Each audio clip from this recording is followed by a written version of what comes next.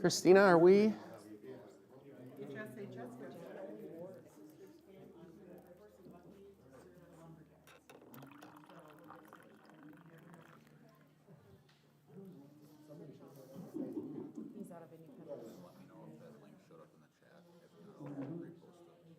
You tell me when you're ready. I'm ready when you are. Okay. Good. All right. Good morning. Good morning, Brett. Hello, hello. Welcome. I am glad that you are all here. And can we get the music to get turned off? That would be very exciting, but nonetheless, it's a little too much excitement for me right now. My name is Brent Hafley, and I am the president and coach for executives at Vibrancy Unlocked. That is my own coaching firm. Really excited you're here. And it's not just us in the room that's here. We also have we have scheduled or planned 28 people online as well. So hello everyone online. You're going to see the camera over there. And so that will be streamed across Wisconsin. There's other people that are going to be checking in. And I heard that there might be one person from Kampala, Uganda that might be signing up as well. So I'm excited about that as well. I'm hoping Joy will make it. Nonetheless, thank you for being here. A couple administrivia things and just some general starting. First of all, I want to thank Spectrum Insurance Group for holding this. And they have invested in this so that all of you could attend. And I think it's really awesome. When I met with Daryl initially, Daryl Zaleski, the CEO of Spectrum Insurance Group, he and I met and he said, how would you feel about doing a seminar? And I did the first seminar back in November. He says, how would you feel about doing a seminar for our clients?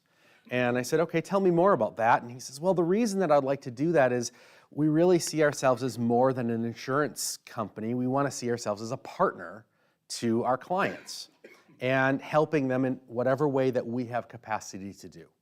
And so I think it's really awesome that they have, they've paid for the food, they've paid for this facility, they are making this seminar possible.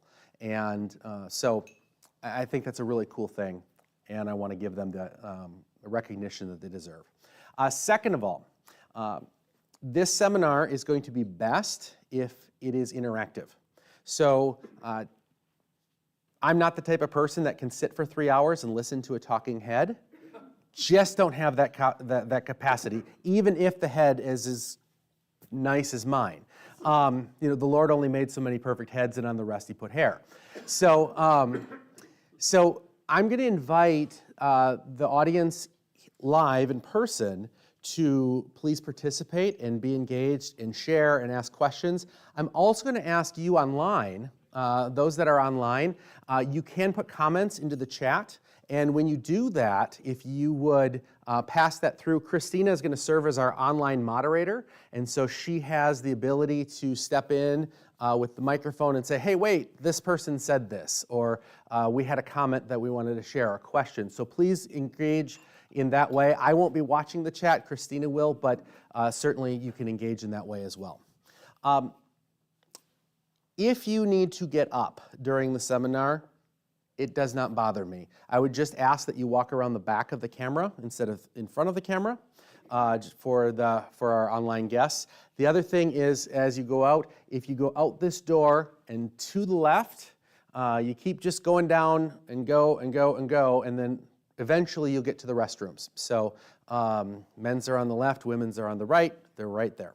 So that's where the restrooms are. You may go whenever you want. This is your seminar. So we've got refreshments in the back. And then last but not least, I'm not the type of person, again, that can sit for 3 hours. So we're going to have a lot of activities. We're going to have a lot of discussion.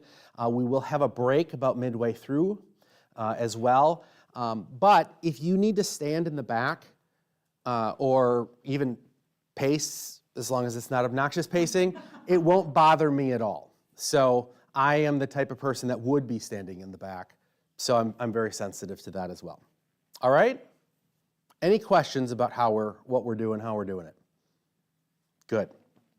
So today, Daryl and I chose this topic because we were looking at what are some of the challenges that executives have, and specifically this seminar is focused on executive leaders. And if you're not an executive leader, this can still help you. There are still things that you can take, but I want you to know it's focused on those that are in that CEO role, that president role, that C-suite role. I know some of the organizations, many of the organizations we're working with are smaller organizations, so it might be the business manager, office manager. And what I want to do today is not come to you with a whole bunch of things that you should do now, add to your list to make it worse. We have more than enough to do. There's no question about that. The key is, how do we do more, or how do we get more done while doing less? That's the question. And it's about a mind shift, a way of thinking that is different in the way that business works. I worked in, my professional career has been about 20 years in length. I'm 44 years old at this point.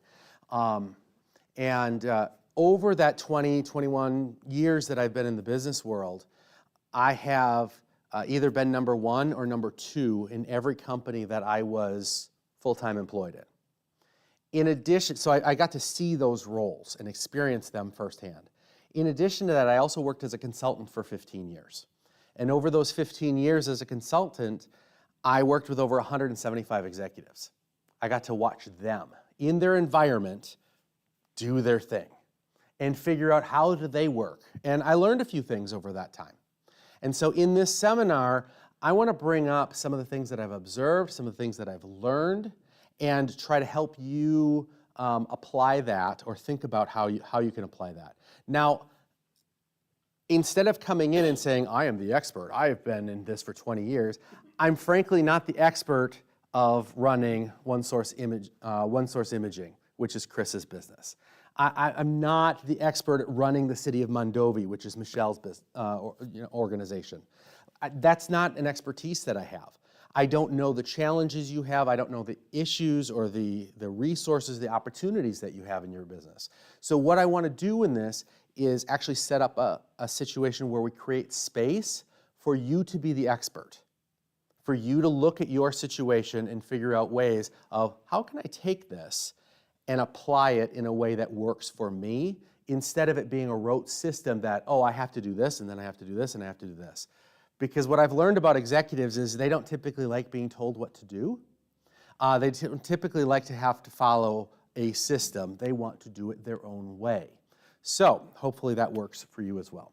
Now, I want to go through this handout, a really quick view of the handout so you know how to use it.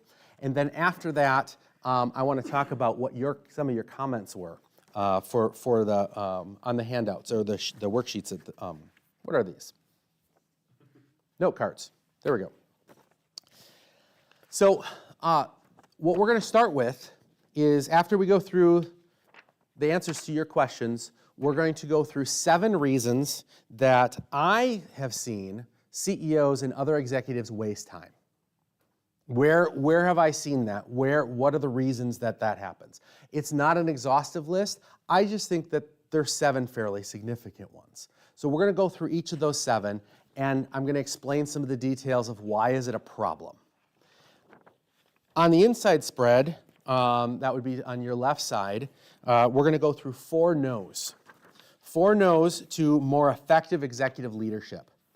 And we'll talk through these 4 no's, and that is not necessarily the solution, but it is your direction to the solution. And the path to getting more done while working less is through those 4 no's. I'm absolutely convinced. We're going to skip the 3rd page.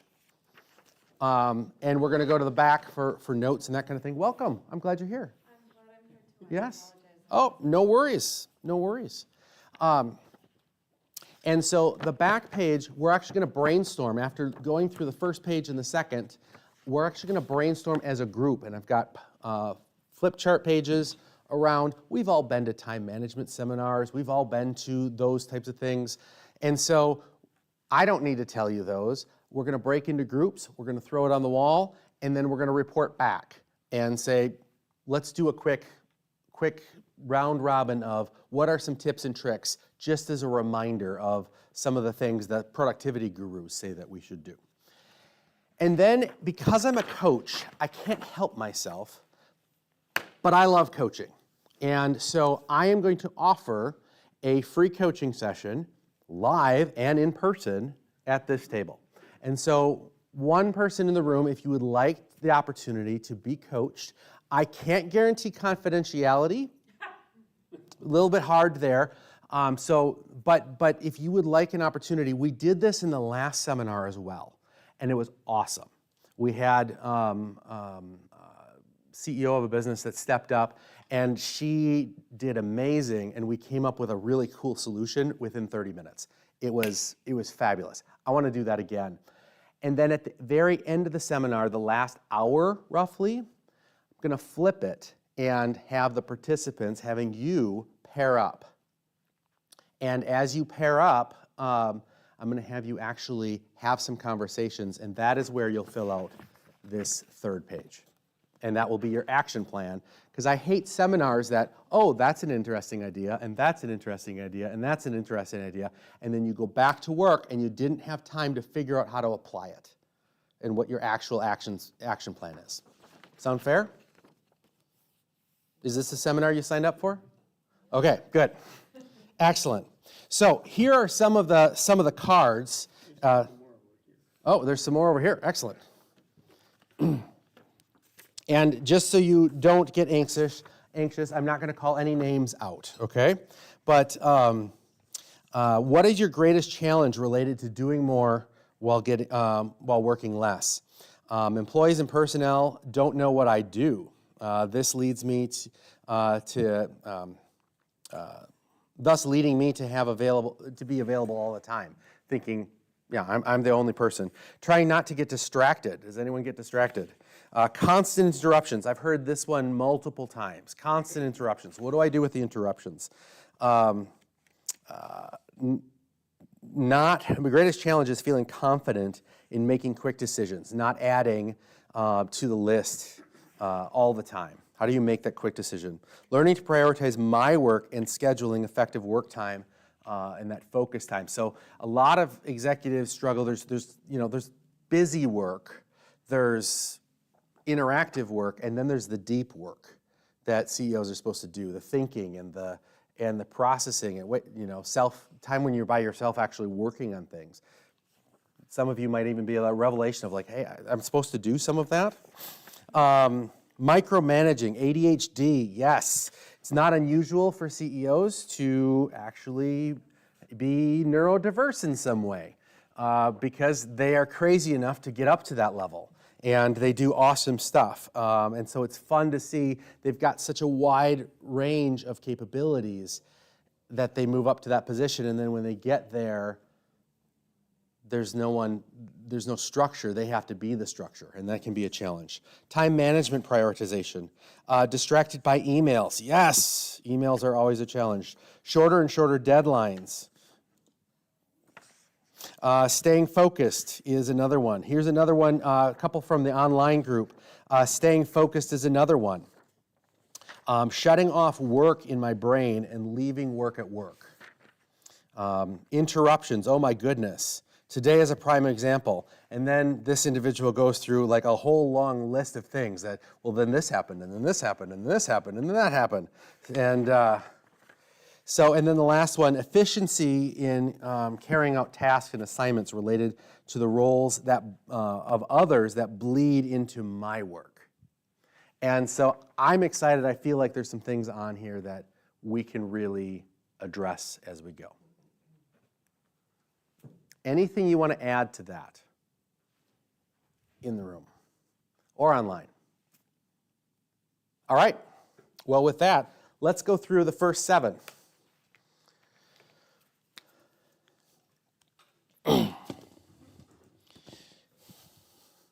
Yes? I really value your experience, and these 7, are they... When you speak, I'm going to ask you to speak into the microphone here. That way they can hear. I really value... Hello? Hello? No, you won't hear it through there. It's just online.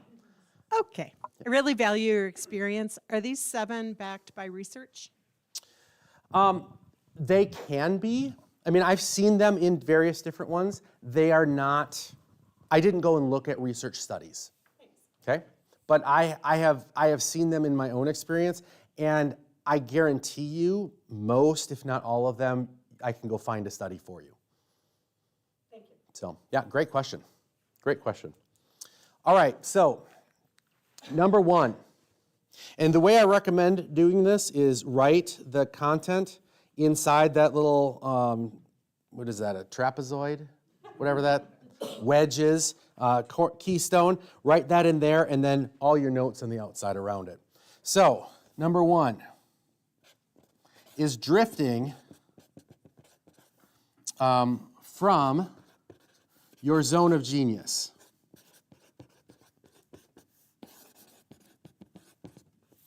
If we only talk about this today, in my mind, this will be worth your time. So, Gay Hendricks has, he has a theory where he talks about 3 different zones of competence. And the first zone is the zone of incompetence. The second zone is the zone of excellence.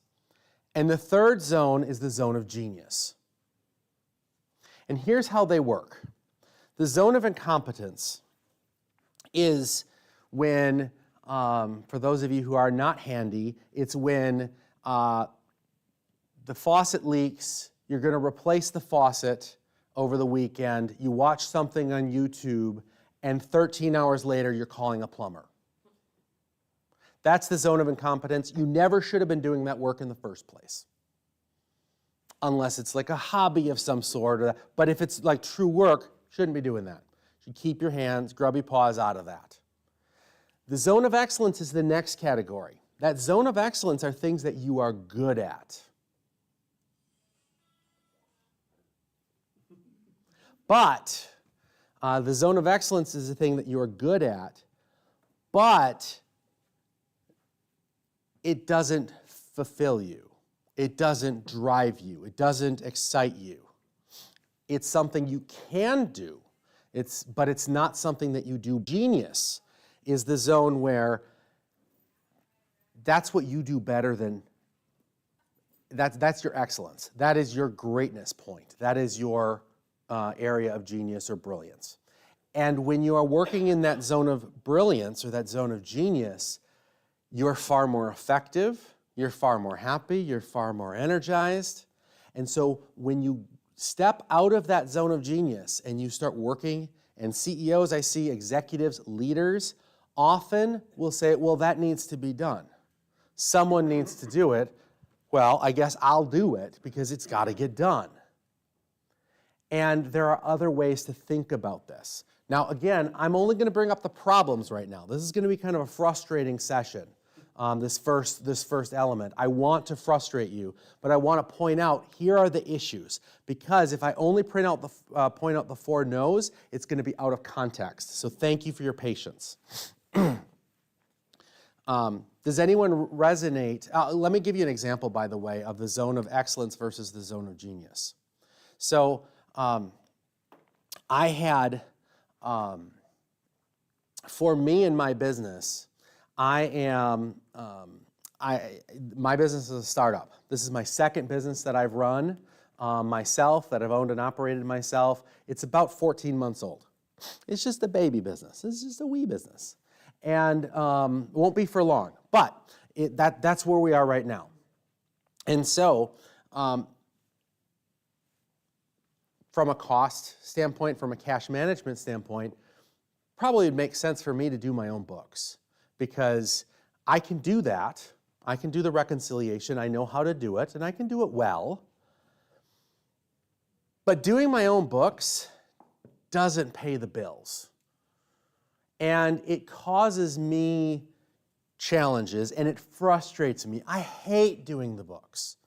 In fact, I sent an invoice to one of my clients that was getting started, and then and then there was an auto invoice set up, and it ended up double booking or double billing the person. And because the person is a nice guy, he ended up paying the second one away, and I'm like, oh God, okay.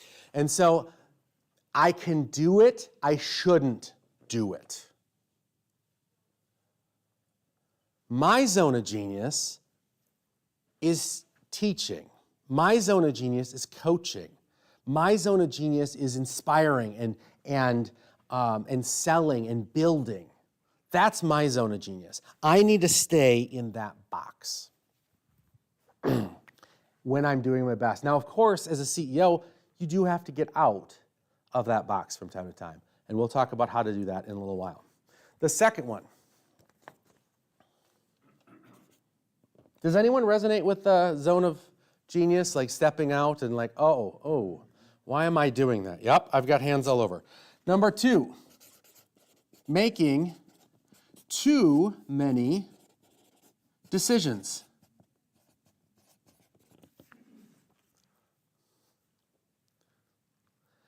This may sound strange because as an executive, as a CEO, as a leader, well, isn't our job to make the decision? And from my standpoint, seeing all over, the more that I can push decisions down instead of have them go up, the better. Because the more decisions I make, the more things I do. I used to be this executive director of the Chippewa Valley Free Clinic, and I told my staff on a regular basis, the more that I do, the less that gets done. Because if I'm doing it, that means someone else is not. And my job is to lead the team. It's not to do the work. That doesn't mean I'm not going to do the work. But as a leader, my most important job is getting it done, not doing it. And when I get that mixed up and I start making too many decisions, it actually creates complication. It complicates the situation because, well, I don't really know what Carrie would choose here. Like, because sometimes he chooses this and sometimes he chooses that. And like, well, we should just go ask Carrie. Not really sure what Jennifer wants here. Sometimes, and every time you have to go to Jennifer for the decision, what ends up happening is it creates a challenge where people don't, it creates more complexity. And so any time you can push down the decision, I would say that's better. Number 2 is connected with 3, failure to delegate and trust.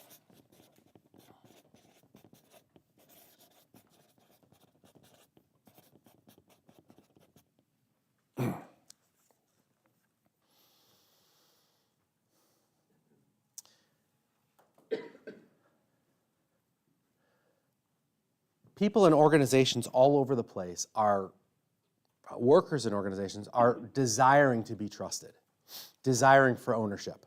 That is something that I've seen. And employee engagement, in the last seminar I talked about how employee engagement numbers are still very low.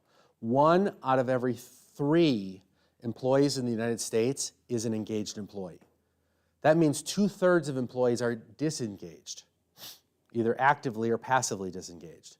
Actively is really bad because then their goal is they're like the guy in Office Space that wants to burn the company down. Passively disengaged are the people that just do enough to get by. Neither one of the employees are the ones that you want on your team. And so failure to delegate, it creates a culture of distrust, actually. It destroys that culture of trust. It eliminates ownership, and thus production goes down. Personal efficiency, personal effectiveness, innovation goes down. And frankly, joy goes down. Because doesn't it feel good to, you get something done and you're like, wow, I did that. That's pretty cool. I actually am proud of this handout. I designed it. I shouldn't have designed it. Someday I'm going to hire someone to design it for me. But I did it. And I'm proud of it because it felt good to do that. And unfortunately, as leaders, we often say, oh, that felt good to do that, so I'm going to do that again. Instead of saying, hey, Hooked Promotions has graphic designers and marketing people and here, can you make this better? And Lee's like, oh, heck yeah, I can make that better.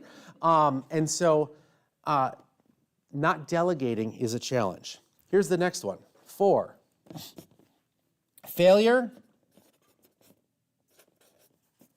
to hold the team accountable.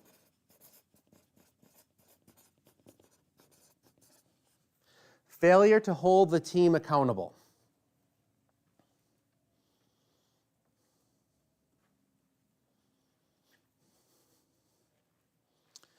When you fail as a leader to hold the team accountable to the culture you're looking for, to the outcomes you're looking for, to the production you're looking for, it creates a culture of mediocrity.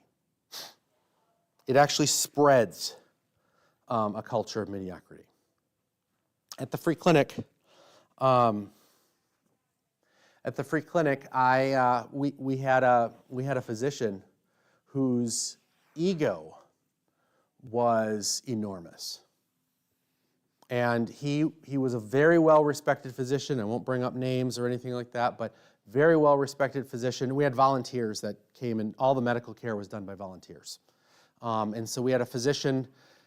This physician came in, and we made a decision we're not going to widen the doors to get someone's ego in the building. And the challenge is having this physician come in. He would come in, and it was a he in this situation, but he would come in, and no one wanted to work with him. Bad enough they had to work with him when they were getting paid, but when they're a volunteer, they don't want to work with this guy. And so, but this was a really prestigious doctor, Dr. So-and-so. And so the medical director and I actually had to say, this isn't going to work. Either you check your attitude at the door or just don't come through the door. And that was really offensive because no one talks to Dr. So-and-so this way. Well, we held that line. And we got Dr. So-and-so out, and we got people in that wanted to be there. And when we had that happen, oh my goodness, it wasn't hard to get people to come in. Number 5, wrong people on the team.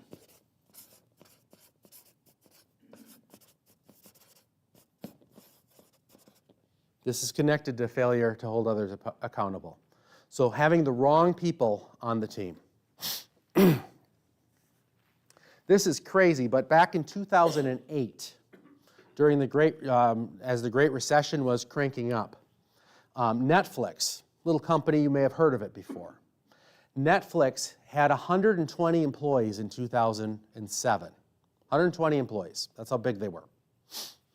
And they go into 2008, Great Recession starts, and CFO says, we need to cut 1/3 of the revenue of our company. Or not the revenue, of the expenses, sorry. We need to cut 1/3 of the expenses. And, when you're in any company, what's the biggest expense in just about any company? Payroll. People. People are almost always. And so they couldn't cut content because content was what people were buying. So they had to cut people. They cut 1/3 of the workforce. And they were scared as heck about cutting 1/3 of the workforce. And so they thought about, how do I cut this? And this story is told in No Rules by Reed Hastings and Aaron Meyer. It's a great book, by the way. But they cut from 120 down to 80. And how did they choose the 40 to cut? They didn't do it by seniority. They didn't do it by status or job title. They did it by performance. They did it something kind of rather unique. They're like, all right, who are our bottom 40 that need to leave? That aren't pulling their weight? Let's cut them. Jerry in accounting, yeah, he's been here since day one, and he's just drifted through. Yes, he's been loyal to the company, but he's not our highest producer. He's gone. Now, here's the crazy thing. They went from 120 down to 80, and they got more done with the 80 employees than they did with the full 120.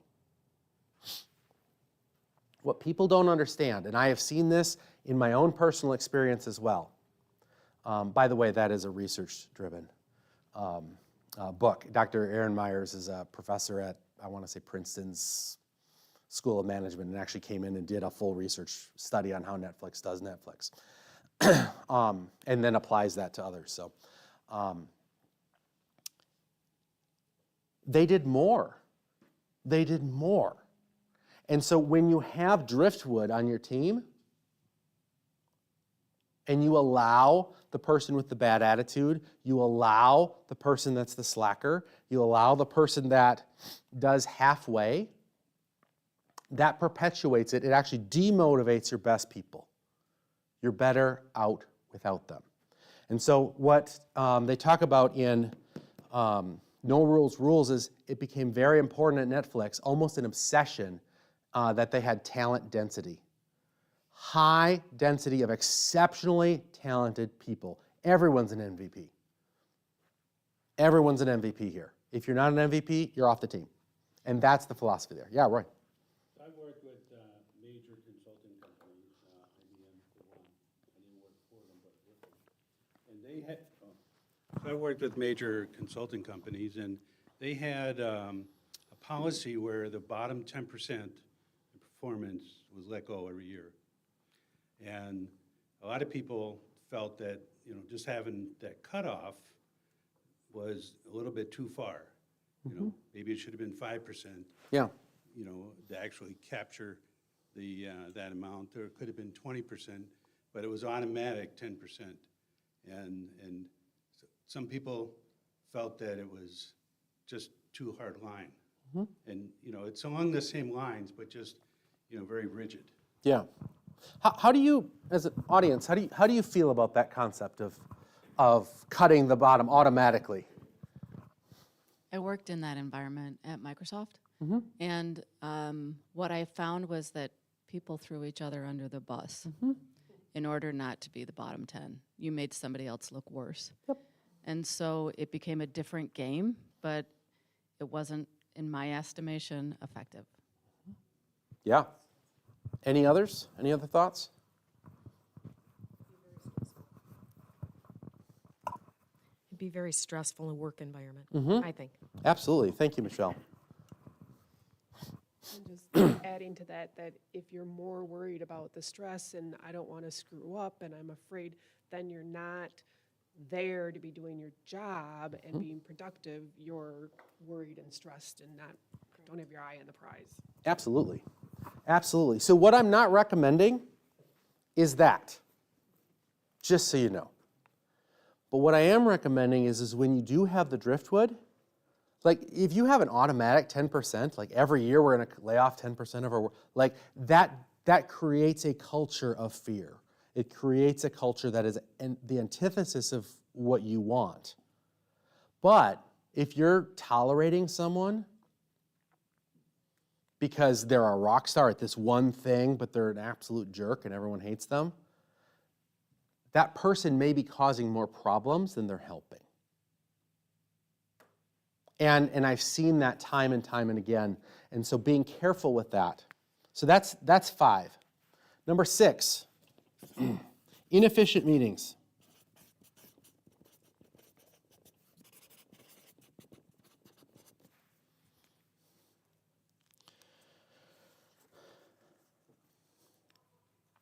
How many people love being at meetings? No. Well, depends what the meeting's like. Tell me more. Well, I'm pretty sure that you're about to tell us what an efficient meeting looks like. I love efficient meetings.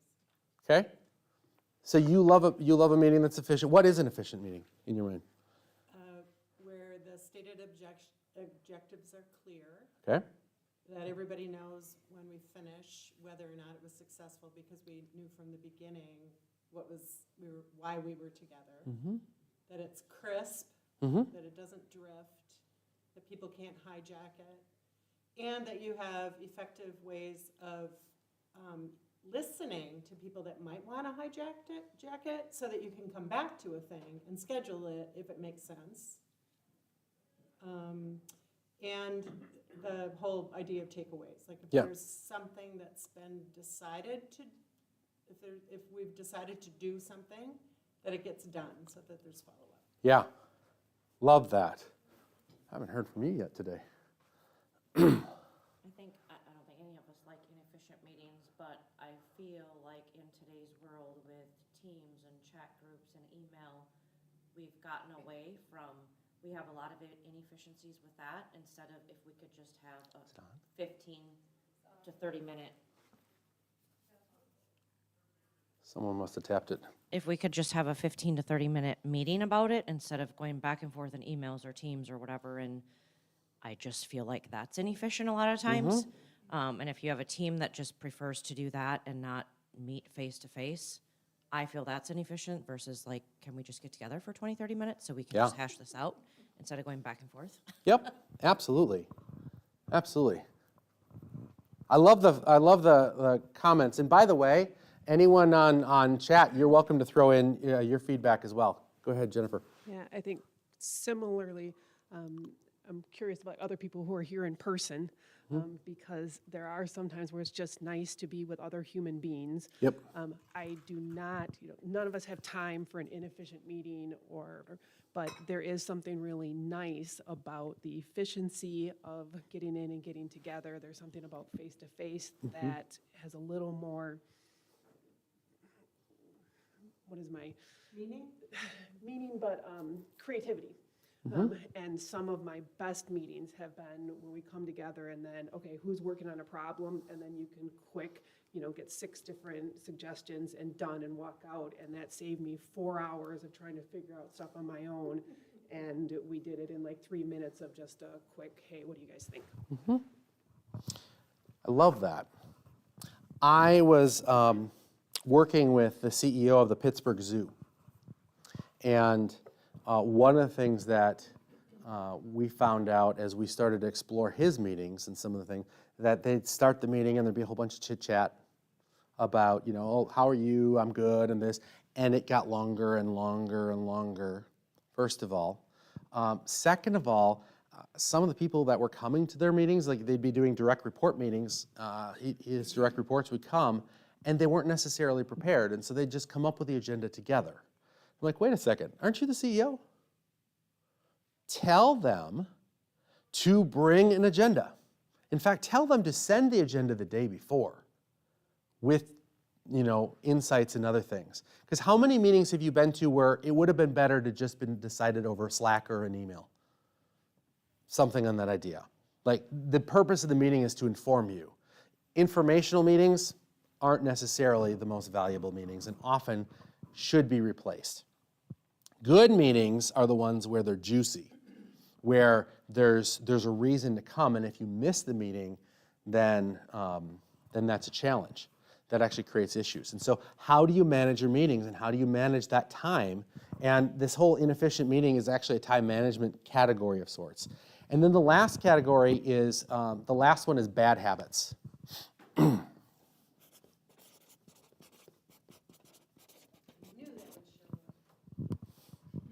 Bad habits is kind of the catch-all, but bad habits certainly exist. And I'm going to ask, I'll give you an example, but I'm going to ask folks online to start putting in some bad habits, and I'm going to ask the tables to start thinking about some bad habits as well. Let me tell you about a couple bad habits that I have seen. And bad habits are relative to the person. So what is someone's bad habit in one case, such as you have a putting green in your office, and that putting green in your office might be actually a good habit, because when you're frustrated, okay, I need to just slow myself down and focus and settle. Okay, great. But that could also be a bad habit where you're so goal-focused that it takes you off pace. So for me, I have 2 coaches that I work with that coach me. And I was talking to one of my coaches 3-4 weeks ago about my own effectiveness, and she asked me, she says, so what is it that you're doing? And I said, well, honestly, sometimes I'm just on YouTube. I get tired, I want to reward myself with something, and I get onto YouTube and I watch YouTube for a little bit. And it's a guilty pleasure. but it ends up being longer and longer and longer, and it becomes a problem. And she's like, so what is happening that makes you want to go to YouTube in the first place? What are you going to YouTube for? Is it distraction? Is it avoidance? Is it procrastination? Is it fear? Like, I don't want to deal with this because I feel incompetent, or I don't feel good about this, so I'm going to go onto YouTube, or I'm going to do fantasy football, or I'm going to scroll on Facebook or something.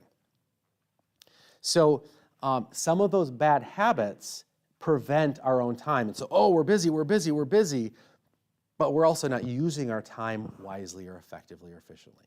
So I want to give you each 2 minutes. Oh, by the way, here's the solution that I dealt with that on. My phone now, because I don't go on YouTube on my computer, but my phone right now, YouTube is on downtime.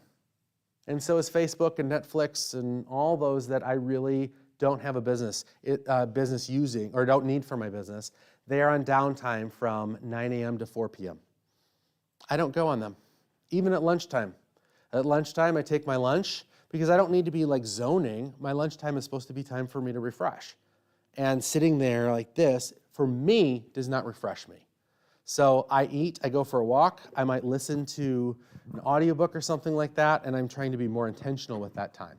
And I'm still learning this myself. So at your tables, real quick, what are some bad habits either that you have observed or that you have, some bad habits that you've either observed or that you have, that you're doing yourself?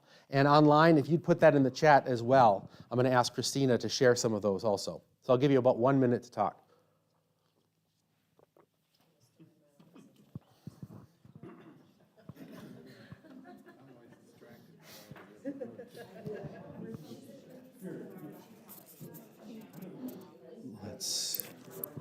Let's start with the online group. Okay, so far there hasn't been any changes. Got one right there? Here we go. So online, we're starting to see.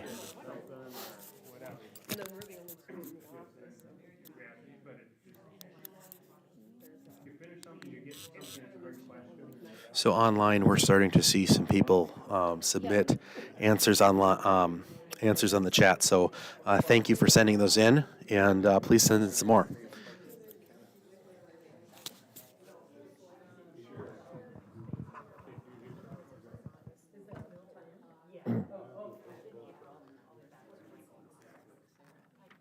Okay, so let's create a fun list real quick of bad habits.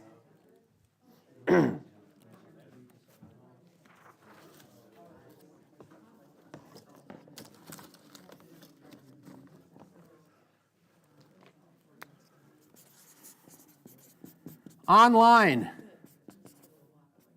Not bad habits, bad habits. Online first. Because we've been talking all the time. I want to see what the online has to say. Shyla Gunderson said multitasking, jumping from one task to another in effort to get multiple things done, when in reality I'm not getting as much done as I hope to. Jennifer Allen said staff saying they're too busy, but then staff chit-chatting for over an hour. Missy Grills said taking on too much work, avoiding conflict. Jennifer also said waiting last minute to get things done. And then we have Brittany said social media taking focus away. Procrastination.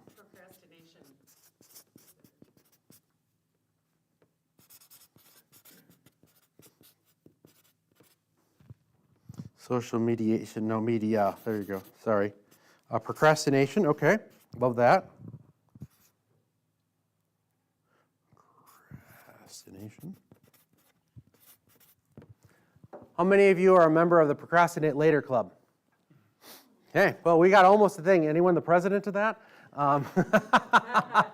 There we go. Haven't gotten around to it. Nice, love it. I would have joined, but I just didn't sign up. Love it. What other bad habits are there? Come on, this is a lame list.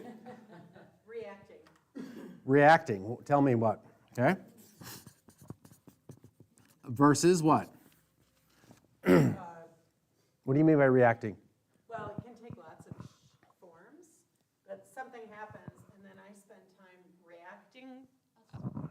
Oh, something happens and then I spend time either like thinking about it, rolling it around without actually taking action. Or I respond quickly because I'm comfortable with words and waiting is almost always better. Yeah. And then it complicates things. If the temptation is, I'll quickly deal with this. But that's not actually what's happening. Yeah. Absolutely. And so having greater clarity of how you want to respond instead of react. Not only how I want to, but what will be helpful. So, because there's a lot of want in reacting. Yeah. Yep. Yeah, absolutely. Lee. So our team at Hook Promotions works remotely. So I work from home. And so a lot of times, when you have until 10 o'clock tonight, until I go to bed to get that thing done, I kind of never stop working. It's kind of like being in college to a degree, you just kind of divvy up your work throughout the day. So you kind of always exist in both worlds. You have your foot in both doors at the same time. And I think that can create some efficiency. Yeah, absolutely. We have a couple more on chat. Inefficient meetings for me is meeting with too many bossy people and decisions turn out to be arguments. Overworking long hours, taking it home. Not saying no appropriately and therefore not valuing my time. Not having good boundaries. Yes. Poor boundaries, love that. What else? These are good. Roy. So one thing I've seen with people is the fear of missing out.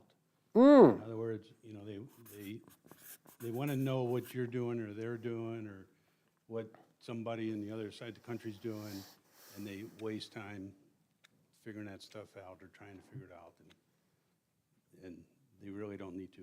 Yeah, absolutely. Absolutely. Off of that one, it says getting on social media. Yep. This is maybe for a different seminar, but but when you're in the middle of a difficult problem, something I like to reach for the snack drawer. Oh, yeah. Oh, no, that's absolutely a bad habit. You bet. It's too close. I'm going to add alcohol and other fixes. We also have doing multitasks at once and not completing any of them well. Micromanaging. Oh, yeah? I have a bad habit of when people come and ask me things, I just give them the answer rather than like showing them how to find it themselves. So they're just constantly coming to me. Yeah. This is one actually Can we that stop for a second here? Absolutely. Can I grab that quick? We need to just take a moment and talk about this. This is a deep problem. Like, this is unusual. No one has this problem. But let's have a moment here for just a second, if that's okay. Why do you respond that way, first of all? Why do you just give it out? I think it's just quicker. Okay? And I think that I'm being helpful by just Okay. So it's quicker, and you feel like you're being helpful. in the moment. but In the not moment. long term. Okay, tell me about the long term. Because then in the long term, they would be able to know where to go to find it themselves and not have to come to me and interrupt me in the middle of what I'm doing. Yes, absolutely. So that exact problem, Maddie, was the problem when I had the coaching session in the last seminar that came up. So what would happen is that the business is co-owned, okay, by a husband-wife team. And husband-wife team, they own a retail operation, and they also have a YouTube channel. They are YouTube influencers. They have 3 million subscribers and are making, I did the math, probably like $250,000 a year off of YouTube alone. Okay? So, husband gets back from their trip that they did the YouTube videos on. They come back to work and something is broken. There's a fire. You know, there's always a fire. And employee comes, oh, there's a fire. And husband looks at it and says, well, yeah, I can fix it in about 45 minutes, maybe an hour. And so husband goes, works on it for an hour. And I said, how long would it take one of your employees to fix that? Oh, probably 3 hours. How much do you pay that employee? $21 an hour. Huh. So you're taking an hour of your time, instead of making a YouTube video, which every time they post something, they make $1,000, at least. Instead of doing that, you're trying to save $63? Really? Does that? Oh, it not only wastes my time, it's valuing my time over theirs, it also is not good for the employee because the employees end up not building their own skills, and it wastes a whole bunch of money. Like, good grief. So yes, I love that insight. Good job, Maddie. Lee, you had a insight, and then How do you balance that with when you do that though, and balancing that instead of just answering the question, then I tend to respond with a question to get them to think. and Yes. that frustrates people. So it's like balancing what Maddie said to the opposite as well. Yeah. I ask questions for a living as a coach. So I love questions personally. But yes, that's one of the tactics that you can do in that situation. In the other, there are some times when it is just quicker to make a decision right now because I don't have the time to invest in it. But the thing is I'm all about intentionality. Intentionality is one of my values. And so if you're doing it, do it intentionally. Don't do it just on the fly because that's what you do. Too many people don't. Like, I was watching YouTube, I wasn't sure what was I getting out of YouTube. Why was I doing that? Now I'm trying to be more intentional. I could use that time for professional development. I could use that time, even if I'm not working, let me use that time more purposefully. Let me go take the dogs out for a walk. Why am I going to YouTube? Because I need a break. I need refreshment. I need to restore my brain and get my brain going again. Because I think for a living, I talk for a living, I ask questions for a living. And if my brain isn't fresh, I'm not giving my clients my best. All right, well, maybe I should go for a walk with my dogs and just completely disconnect for 20 minutes. That might be far better than sitting on YouTube and scrolling through stuff that I don't need to watch anyway. Lee. Well, I want to start by saying you keep doing this impression of my lunch hours. As if it looks bad, and it does. So now I know what that looks like. So I appreciate the opportunity. Excuse me. I would say, as you know, as the CEO, as somebody at the top, like internalizing things can be a bad habit. You know, self-doubt can creep in, and you are where the buck stops. And so and I've gotten a lot better with that. But to be cool with managing that responsibility and do it from a place where you can see the forest through the trees takes some time. Yeah. Leadership is exceedingly lonely. You can't always talk to your team because it's inappropriate, it's awkward, they don't have the full context, they wouldn't understand, or it's illegal.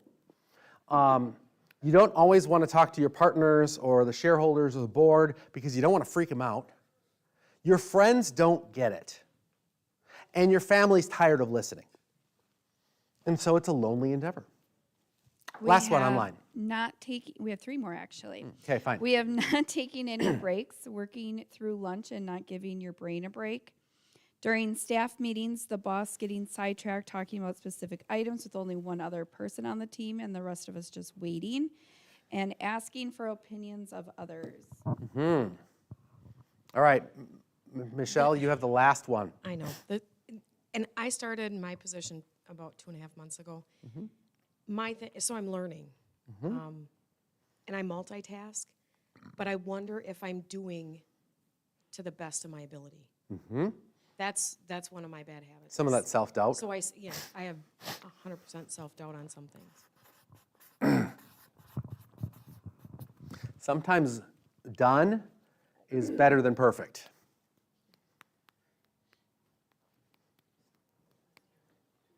And honestly, done is better than perfect is why I don't have a PowerPoint today.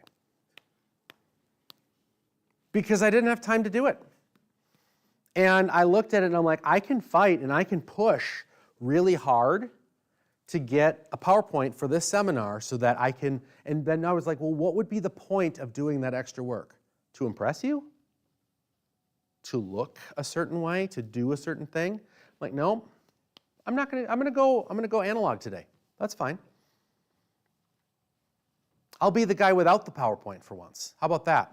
So, you know, it's okay to manage that way. And so sometimes we do things because it's just rote.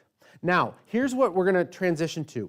I would like you to take a moment and think, just for a quick moment, and when you're looking at the 7, which one of the 7 is one that you need to focus in on?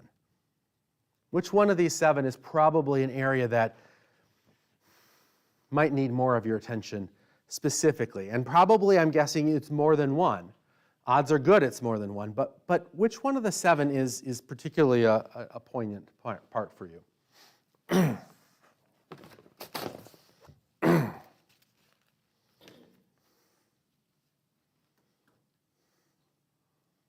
Anyone want to share?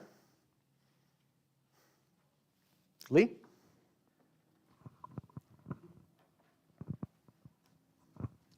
I think this is, a tribute to the strength of the team that I have. But I'm to the point after 12 years where I get to really be focusing on my zone of genius and in focusing as, a visionary leader of a creative team, for a marketing agency. It's kind of cool to be able to step back, let a lot of the work be done, and focus on what it means to be a visionary for your team. But it's hard to define that sometimes because you spend so much time getting there that once you get there, you go, what's it supposed to be? Yep. Yeah, absolutely. What else? Which one did you circle, Jennifer?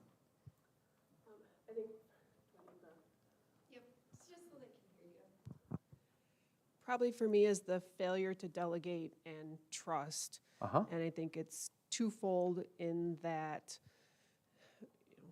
very small office, just me and my assistant who's sitting right next to me, so failure to trust. I hired her because I trust her. I hired her because of the things. At the same time, my name is on the business and they're coming to me, so it's very important for me that things, go out. And so trying to find that middle line between, the reason she's here is because you saw in her the things they represent.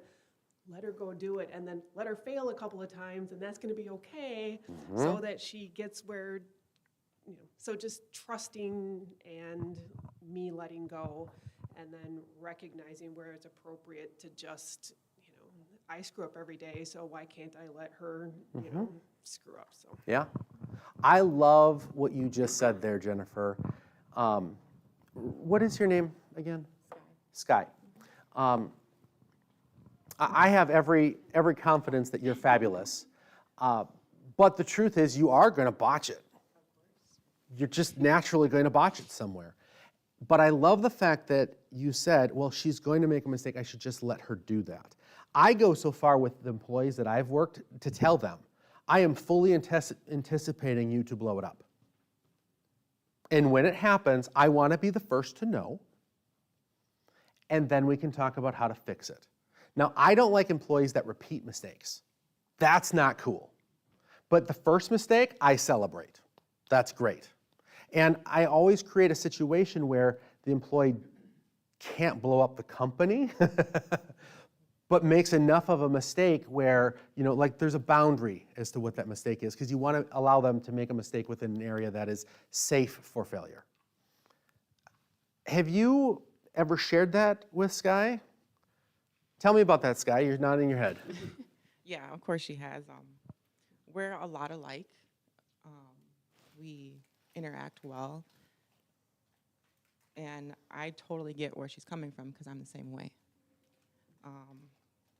I've had a lot of roles in leadership and medical fields and majority of things, so we can relate to one another. I don't like making mistakes either, but I learn quickly and try to avoid them, especially in the law firm. But I think specifically for me, it would be drifting from your zone of genius because this is fairly new to me. Yeah. And whatever I do and put my mind to, I want to excel and be 100% at. Yep. So reaching to my greatest point is my goal. That's awesome. I love it. Good.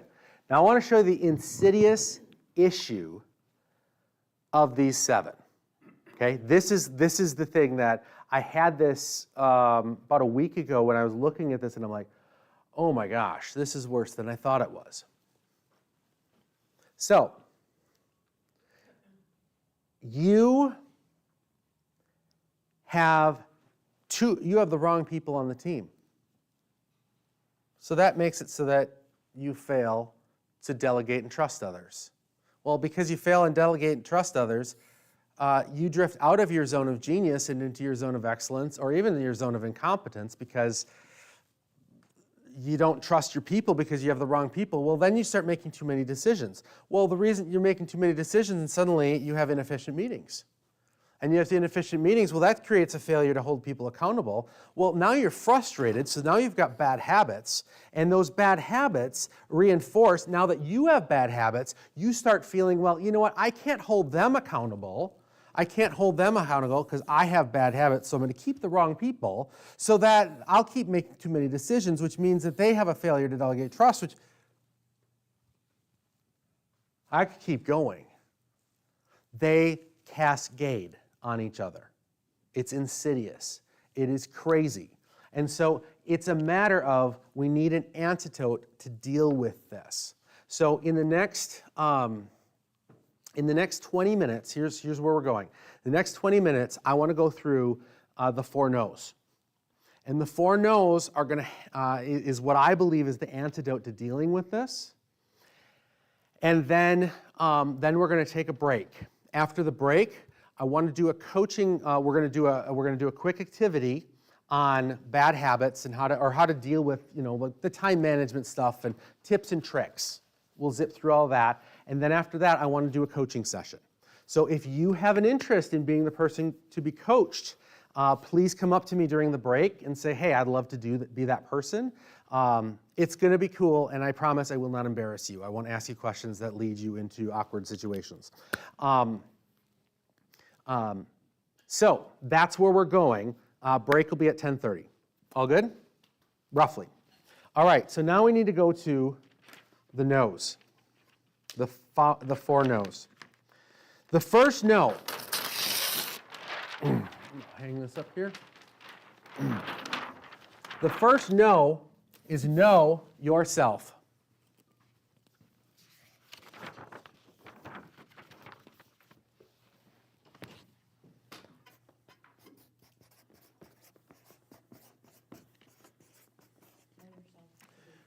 Know yourself. You said know yourself to lead yourself? Yes, absolutely. So one of my coaches, David Cook, my other coach, so I've talked about Kim Reiner, David Cook is my other coach, and works with me on a lot of cool stuff. He talks a lot about the pyramid of leadership. And so the pyramid of leadership is know yourself,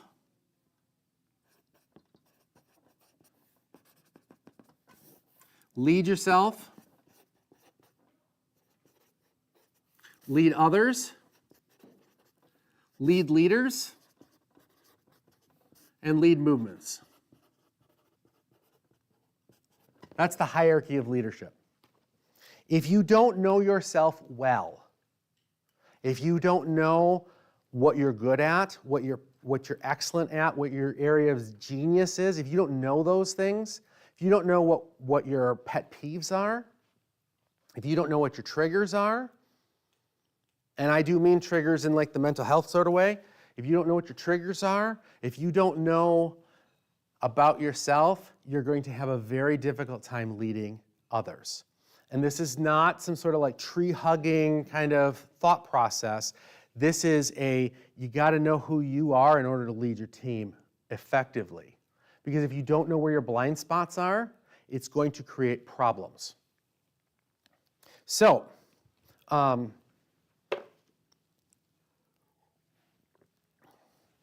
a Gallup certified Clifton Strengths coach. I'm a big fan of positive psychology. The whole concept of Clifton Strengths is based on really emphasizing what we're good at versus emphasizing our weakness. So our kid's report card comes home, and there's an A, there's 3 Bs, and a D+. What are we going to talk to our kid about? The D+.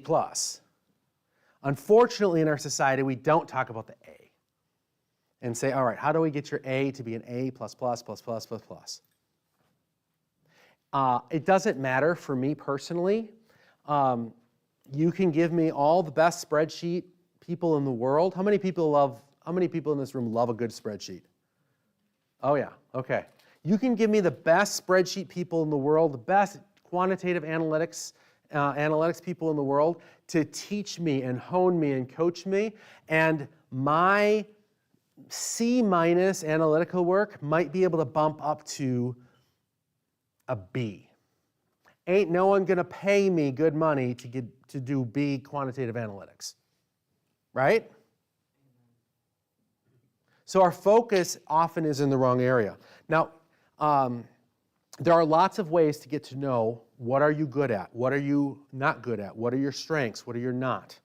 And I want to give you a quick example of a story, and then I want to share 4 E's that will help you in really knowing what you are better at or what you are great at, where your zone of genius is. So I have a client, he's a sales executive. And I've been coaching this guy for, I've actually given him more coaching sessions than any of my other clients. So I think we're in like the 30s or 40s of sessions. Like we've talked a lot. And at one point, we've been coaching for a while. At one point, he says, I don't want to talk about business today. I've got something bothering me. Okay, what?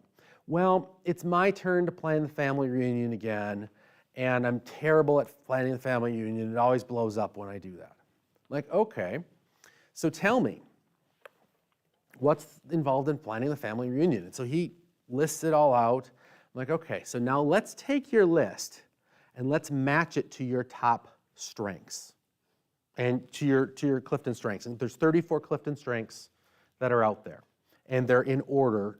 When you take the assessment, you get them in order. And so your top 10 are your best ones, and your bottom 10 are those that are areas of, they're your lesser talents, also known as weaknesses. And so I said, all right, so next to each task, just point to it, or just say which strength are you using most. Ended up that like 2/3 of the tasks of planning the family reunion was in his bottom 10. No wonder this was a bloody failure every time he did it. I said, what would it look like if you did this from your strengths? Well, first of all, I wouldn't be doing this. I'd have that person do it. Oh, well, why not have that person? Well, I'm in charge of it. Okay, if you're in charge of it, then have that person do it. Oh, they're good at this. Great. What about ideas? What about this? And we went through a process, and it's something as simple as a family reunion, but it was far more effective because he was working within his areas of strengths. So there are 4 E's to what's a concept called flow. And flow is this place where you're just in a zone. Have you ever been in that zone where you start working and you're just going, and 3 hours later you're like, what happened to the time? Gosh, that was fun. That's flow. And what you produced was excellent. Just great. Now, I got to say before I go into these 4 E's, one other thing. This often makes especially Midwesterners, Scandinavians, Germans, that Midwestern ethic uncomfortable. Lutherans, you know, that like, I can't say that I'm good at this. If you don't embrace what you're really good at, and I'm a person of faith, so I would say if you don't embrace what God created you to be good at, then you're never going to live in that. And living in that is not arrogance, it's just confidence. It's arrogance when you say, I'm better than you because of this. That's where it crosses the line to arrogance. So, the 4 E's. The first one is ease. E-A-S-E.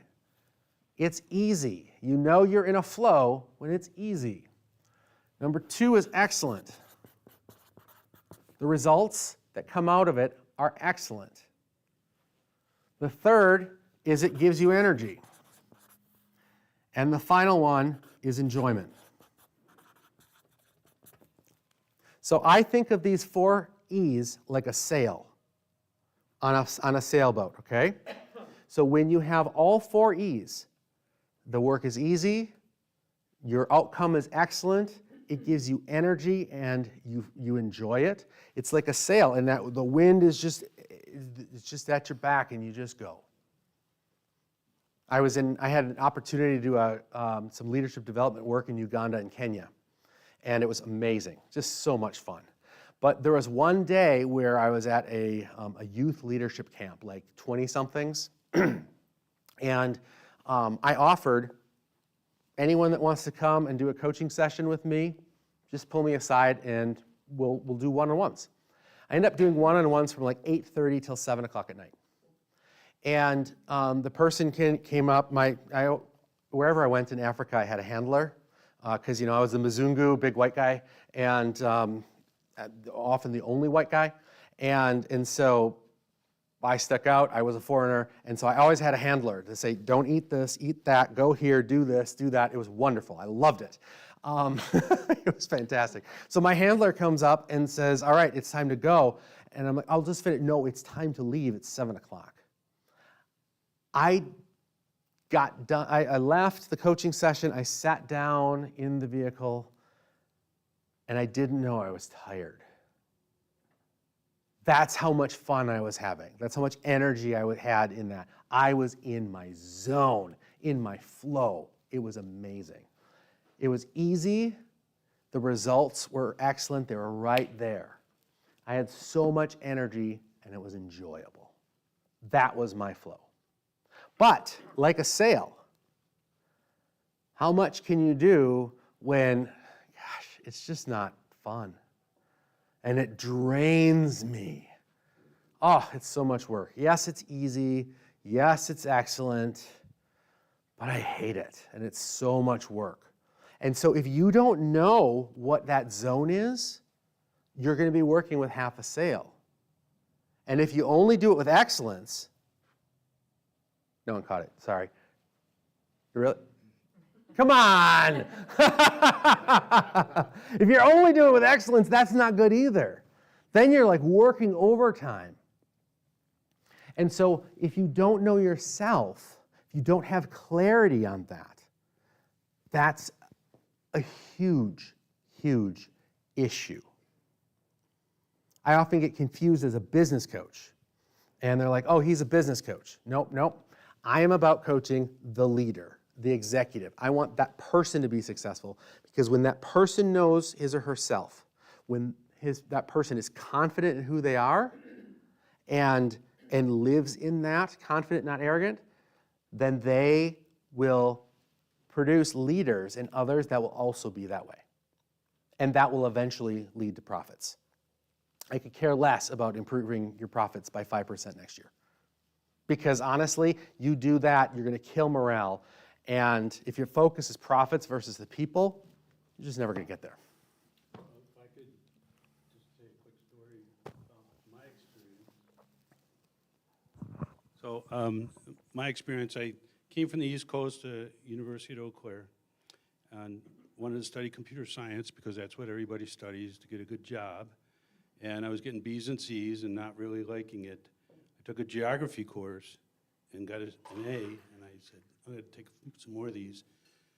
After a couple of courses, I changed my major to geography. People said, well, why are you doing that? What are you gonna do? What kind of work is that? And I said, I have no idea, but if I get straight A's, it's gonna be better than B's and C's, and I'm gonna enjoy it.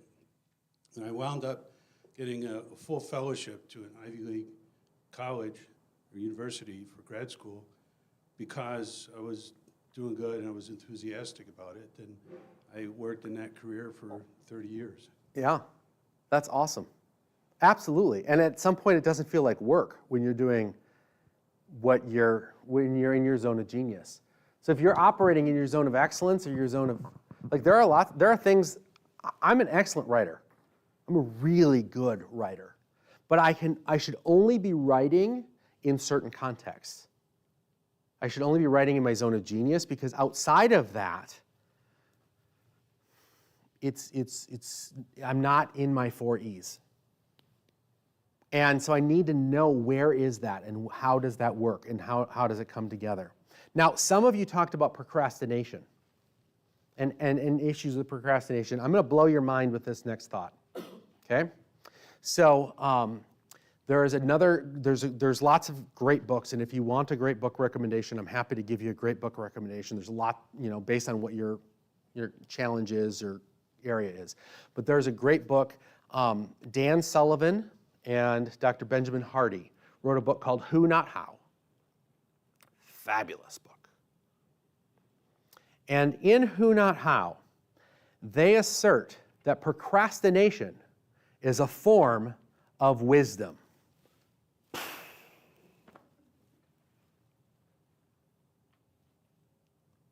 Here's why it's a form of wisdom.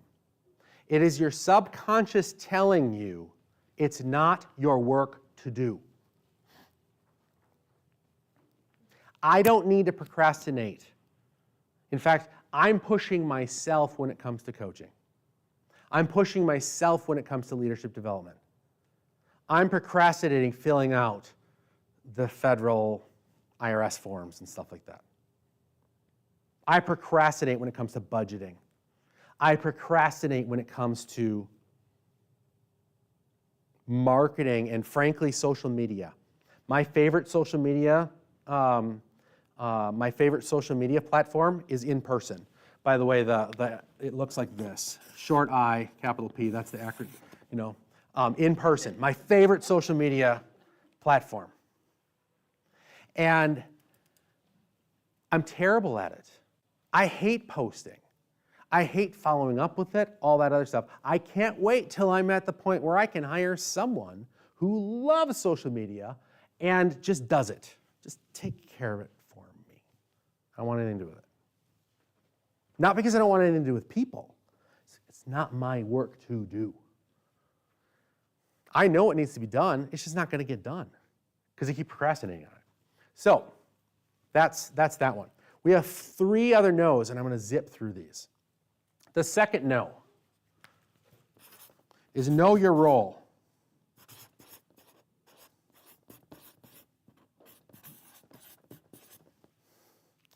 As a CEO, and I'm going to speak specifically as a CEO in this situation, but you can apply it as you need to your role as a manager or in another situation. But as a CEO, CEOs really only have 3 jobs. Only have 3 things that they are responsible for. I'm convinced. I've worked with enough of them, big ones, $100 million organizations, billion-dollar organizations, small little ones. They only have 3 real roles in CEO. If there's a role outside of that, now the CEO might be working in the role of CEO and Chief Operating Officer and Chief Bottle Cook and bottle washer, some of that. But the CEO role is 3 things. Number 1, set the course and ensure progress. What is the vision? What's the strategy? Where are we going? How are we going to get there? That's one. Set the course and ensure progress. So that ensure progress is the accountability and the checking in and following up and that kind of stuff. That's number one. Number two is build and lead the team. Ideally, you're not the only one doing all the work. And if you have a team, you are eventually adding people that can help spread the load. And the third role is to be is stakeholder relations and communication. Basically representing the company. That's the three roles of the CEO. If you're working outside of that role, those three, that's not necessarily a bad thing, but you should be intentional about it, first of all. And you should know, okay, I'm in the CEO role here, and now I'm working in the COO role here. Or I'm working in the role as the chief creative officer. What is the role? Creative director. Creative director.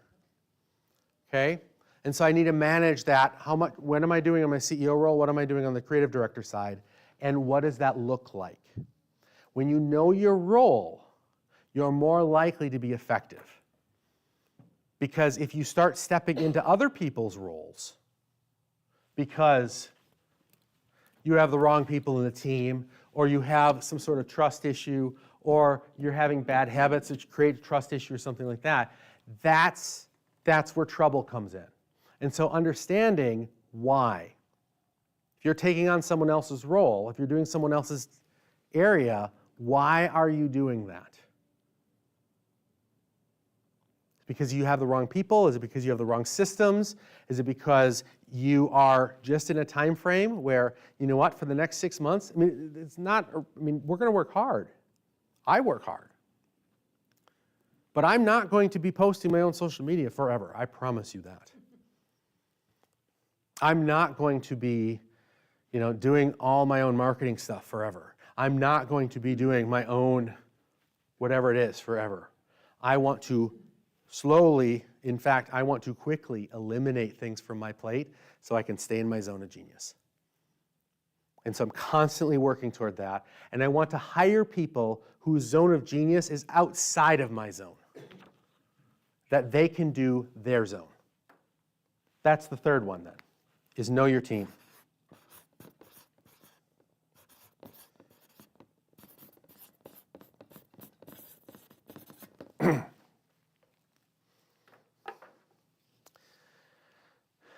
So here's the next one that's, as far as I'm concerned, a mind-blowing concept. Well-rounded people. You know the emphasis in our society that we should be well-rounded? We want a well-rounded citizenry. We should be well-rounded people. Well-rounded people are dull. Here's why. So let's take your top 5 things that you are best at. Your top 5 strengths, your top 5 areas of genius, your top 5, whatever that is. Let's assume the top 5 are the points. And let's take on that same star, the valley is your weaknesses. In order to be a well-rounded person, you only have the energy to do so much. And so what that means is that you take energy away from your strengths in order to put energy into your weaknesses. And that ends up being a smaller person, being a less effective individual. And we right now live in a society, we live in a world that is international. It's very small, cross-cultural.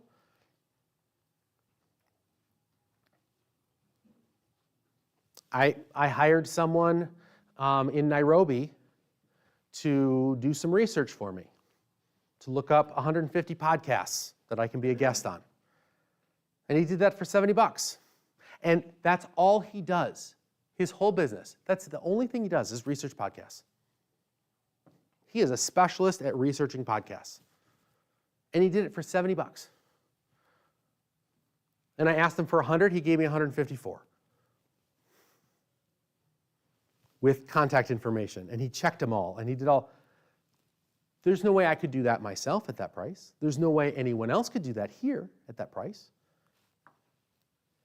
And so when we're looking at how we do things and that, it's reaching out to someone else to get their help. When I was at the free clinic, we had other people that were better at what we were doing. When I was at Dickerson Baker, the coaching, the consulting firm.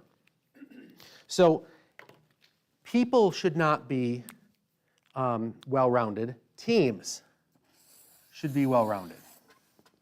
Because when a team is well-rounded,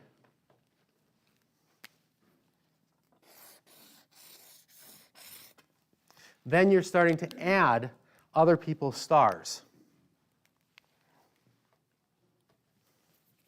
to that circle.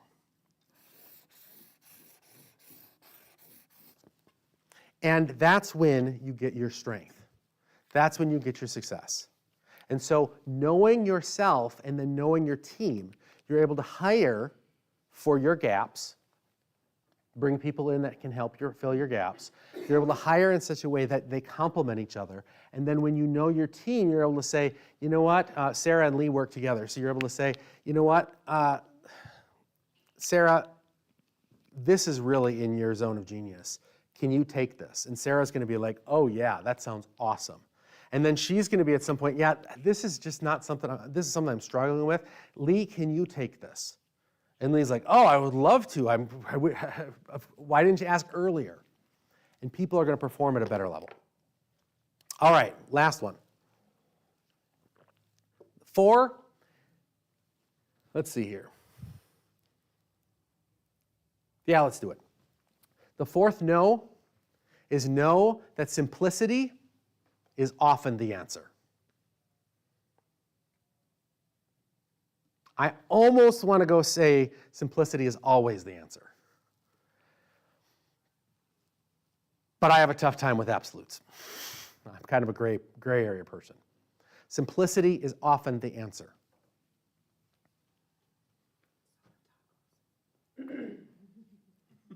Tacos are often also the answer. Yes. Exactly right. So there you go, back to snacks. Demir and Carrie Bentley wrote a book called Winning the Week. There's some good concepts in the book. It is a borrow from the library. It is not a buy and keep on your shelf. Okay? But one of the things that they have in that book is an acronym called TACO. And this is what TACO is. Terminate, automate, consolidate, and outsource. Terminate, automate, consolidate, and outsource. Here's how it works. And I'm constantly looking for simplicity in my work. So terminate is basically eliminating things that don't need to be there. Today, I terminated the PowerPoint. I could have fought, I could have lost sleep, I could have a bunch of other stuff. It was not worth it. It was not consistent with what was best for me. And I wasn't convinced that the juice was worth a squeeze, that it was the best for you either. Especially if I'm not at my best. Because I did a PowerPoint, staying up late doing a PowerPoint instead of getting rest so that I was fresh. So sometimes it's a matter of terminating employees, because you got the wrong ones. Sometimes it's terminating clients. I have one client right now that I've been coaching, and he has his own business, and we've been going through, we actually went through all of his clients just recently. And he's got a bunch of clients that are very profitable, they're working really well, and then he's got one that is just a bugaboo to work with. And they keep wanting things and needing things, they're demanding and they're difficult, and he's like, oh yeah, but I'm making money off of them, and it's like, are you? And he fired the client just recently, terminated them. And he's like, oh my gosh, I'm so glad I did that. Frees him up to be better. Because this client is dragging me down. Let them go work with someone else who actually specializes in that area. Automate. I happen to have HubSpot. If you work with me, I'm going to send you a HubSpot link to schedule it yourself. I'm in the process right now. I also am using Asana. I'm in the process right now that I add a client. It's not there yet, but I have a coach. I have a contractor who's helping me out of Georgia, and she is helping me create and set up my Asana. I get a new client. Here's the outcomes. It all goes into Asana. It's all set. It all just, and even some of the emails automate. Just boom, boom, boom, boom, boom, boom. Investing a whole bunch of time in these systems. So we start, and they start off, and clients are wowed. And I'm not doing anything. I just put it in, and it's just automated. Just taken care of. We have the technology, folks. Consolidate, reduce steps, reduce paperwork, reduce complexity. Done is better than perfect in many, many ways.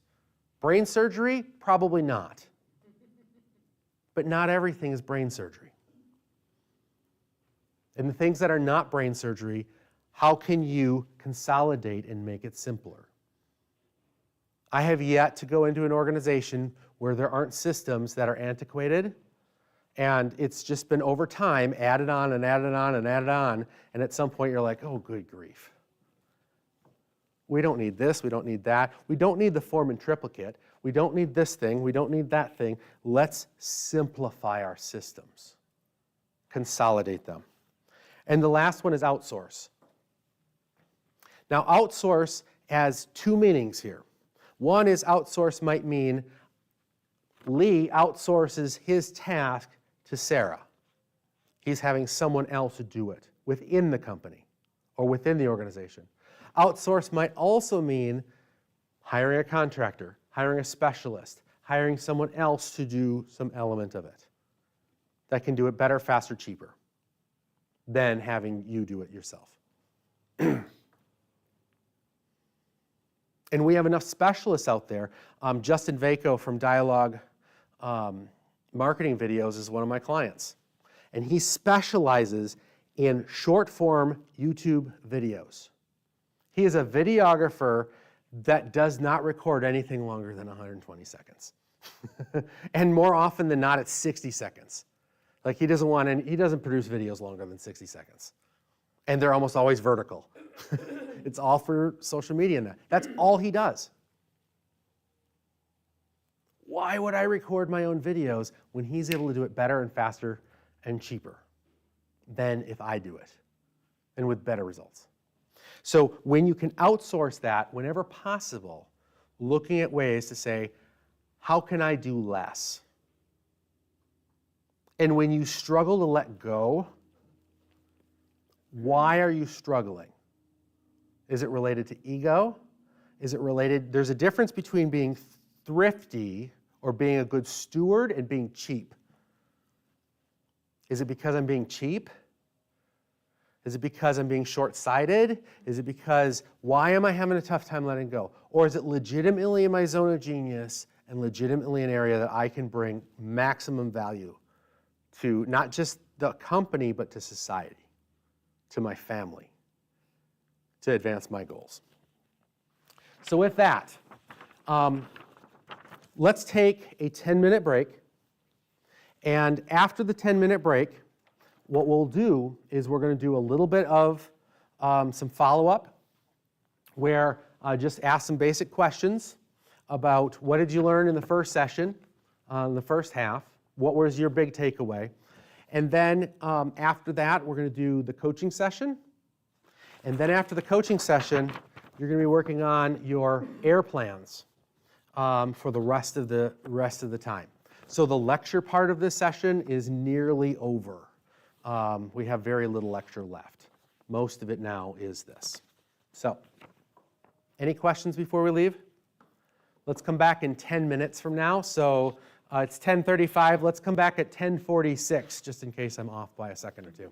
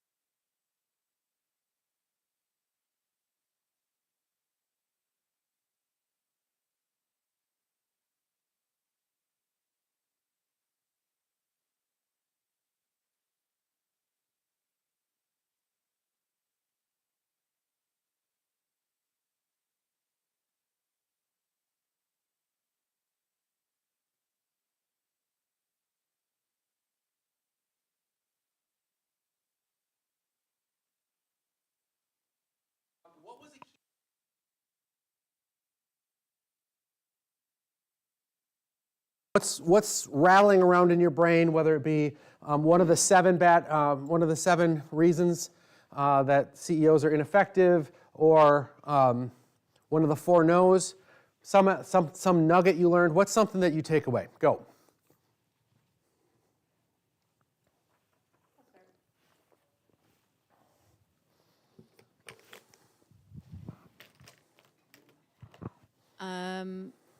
I think one of the things that Hooked works really hard to do, because we are a digital marketing agency, a lot of people don't understand the work that we do.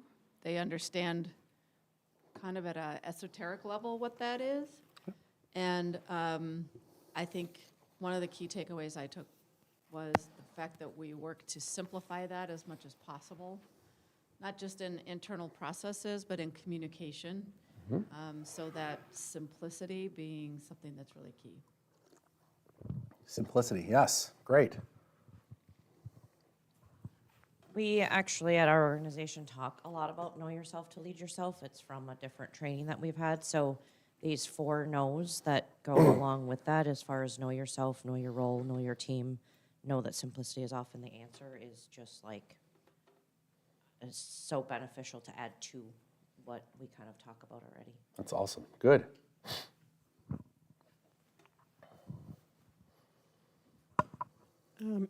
What's on my mind is the relationship between time waste 3 and time waste 4, the failure to delegate and trust, and the failure to hold the team accountable, and how clear goal setting and outcome measurement and kind of a shared understanding of what all that's going to look like is so important. Okay. Do we have any online? Not yet? Okay, put them in the chat if you do. One of the things that became clear to me was the situation where someone is excellent at their job, they're the genius, and they're doing great, and people kind of promote them, and they basically reach the level of their incompetence, which is leadership. And they are poor leaders, and nobody wants to admit that because they're such good people at their genius work.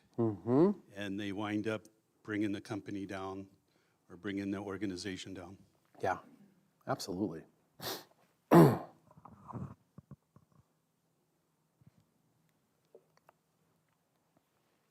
Any others? I have zones are my takeaway. I think it is important to know what you're good at and what makes you happy at work. Okay, nice. And let's do one more. Just a reminder for myself, like drifting in your zone of genius. I don't know that I would label myself with that title, but recognizing that I have people on my team that have their own zone of genius and making sure I tell them that I value their zone of genius because they have it and I don't. Nice. Love that. It's really important. It also feels really good. We have a comment online. It says, I look forward to determining the zone of a personal knowledge for everyone on the team. Can you repeat that one more time? I look forward to determining the zone of personal knowledge for everyone on the team. Zone of personal knowledge. I don't know what that, I don't understand that one. AKA genius, I think. Oh, got it. Yep, I understand. Understanding other people's genius. Great. Anything else? Are we done with time? You got 2:43 left. All right. One more. Let's do Lee, and then we'll move on. You got the final word, Lee. Wonderful. Challenge accepted. I like the concept of having, well-rounded people versus well-rounded teams, with the star and circle analogy. I do think oftentimes you ask people to shrink some of their strengths and grow some of their weaknesses. It's a lot of times set up in our review processes to talk about, growing things that might be hard for them to grow, to be honest. And it's not that you don't ask those questions, but it's a interesting way to look at it that I think makes a lot of sense. Nice. Very good. All right, so let's talk about where we were and where we're going. We started with the 7 reasons CEOs waste time. We then moved to the 4 no's of excellent executive leadership. Now I want to take a little time online and in groups of 4, or the groups of your tables, and we're going to do this very quickly. So I'm going to ask you to be timekeeper one more time. Let's see if we can get this done in 5 minutes. Okay? Could automate the timekeeper. I just outsourced it. Works well for me. Okay. Are we ready? So, yes, start it now. So here's the instructions. You have a flip chart. There, there, there, and there. What I would like you to do is think about solutions to any of the challenges we've talked about today, and just jot them down. So what are some life hacks that may help you to be more effective, to save time to other? And we've shared some of them already, such as coming to a meeting with an agenda that's done ahead of time. Something as simple as that. Karen actually gave us a master class in meeting management. And so take that and just jot down some ideas in the next 4 minutes. Does that make sense? Online, I would like you to please go ahead and put all of your ideas in the chat, and just crank them out, as many ideas as you can, and you can build off of each other's ideas as well to get them out. So go with that. Thank you.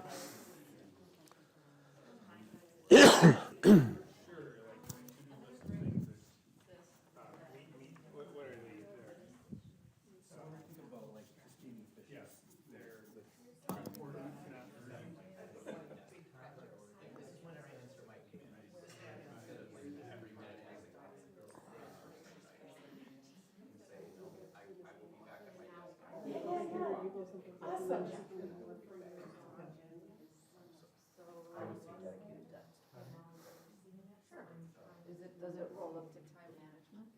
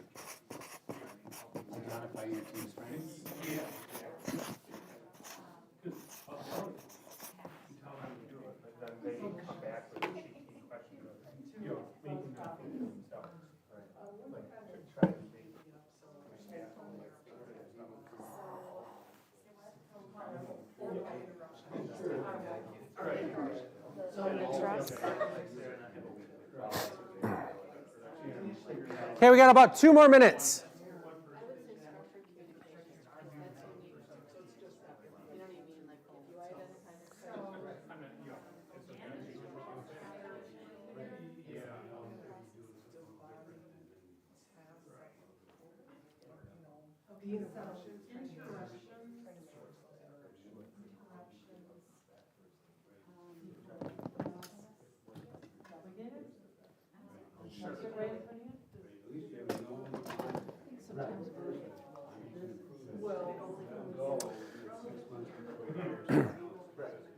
All right, are we getting people online?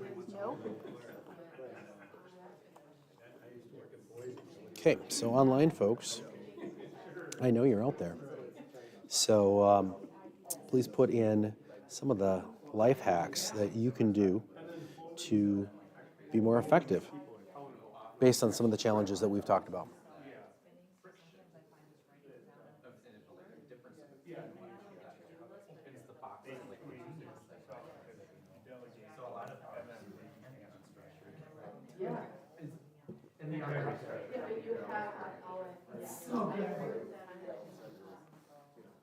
I'm going to take this with me and we'll go around the room.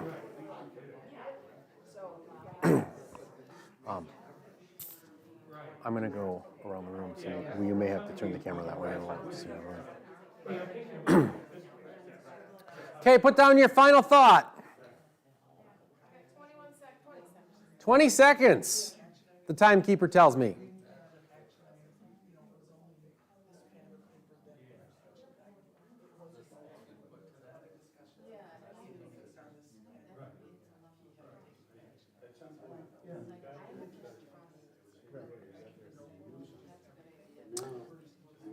All right, that's time. So here's what I'm going to ask you to do. We're going to go around the room, and I want you to share 2 or 3 life hacks on your list that are something that you think have been valuable. And you need to speak into the microphone so that our online folks can hear. So, Chris. Okay, well, we had a couple of things here, especially the, help. You want to focus on what you're good at, and especially by like helping your staff think for themselves. Yep. That we talked about how you can ask them to do, you can actually do the hard work of delegating, and then they come back to you with 18 questions about what they should do.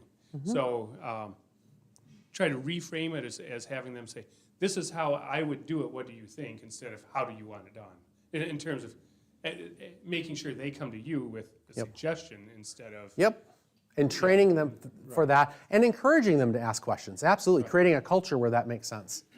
And then just having an effective to-do list in terms of things that you are good at it and that you should be doing. Yep. As opposed to just, these are the 100 things that need to be done. Absolutely. Good. I have a client that has ADHD.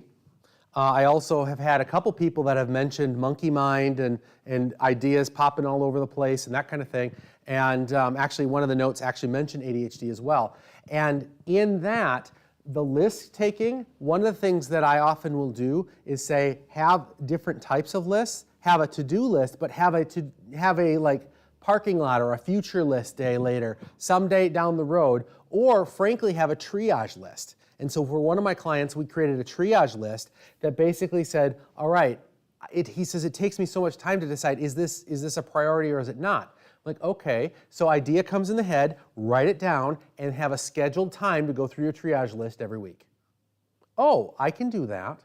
And so then when they put the idea, because otherwise the idea just keeps rattling around because your brain's like, don't forget, don't forget, don't forget, don't forget. Write it down in your triage list, and then take your triage list, check it in, and go. And that was a great strategy for that individual. So what do we got over here, ladies? All right, we have learning to trust and delegate, and doing that by explaining processes, having patience, listening, accepting your role, and creating that culture that allows mistakes, but you still have that accountability for next time to not have it happen again.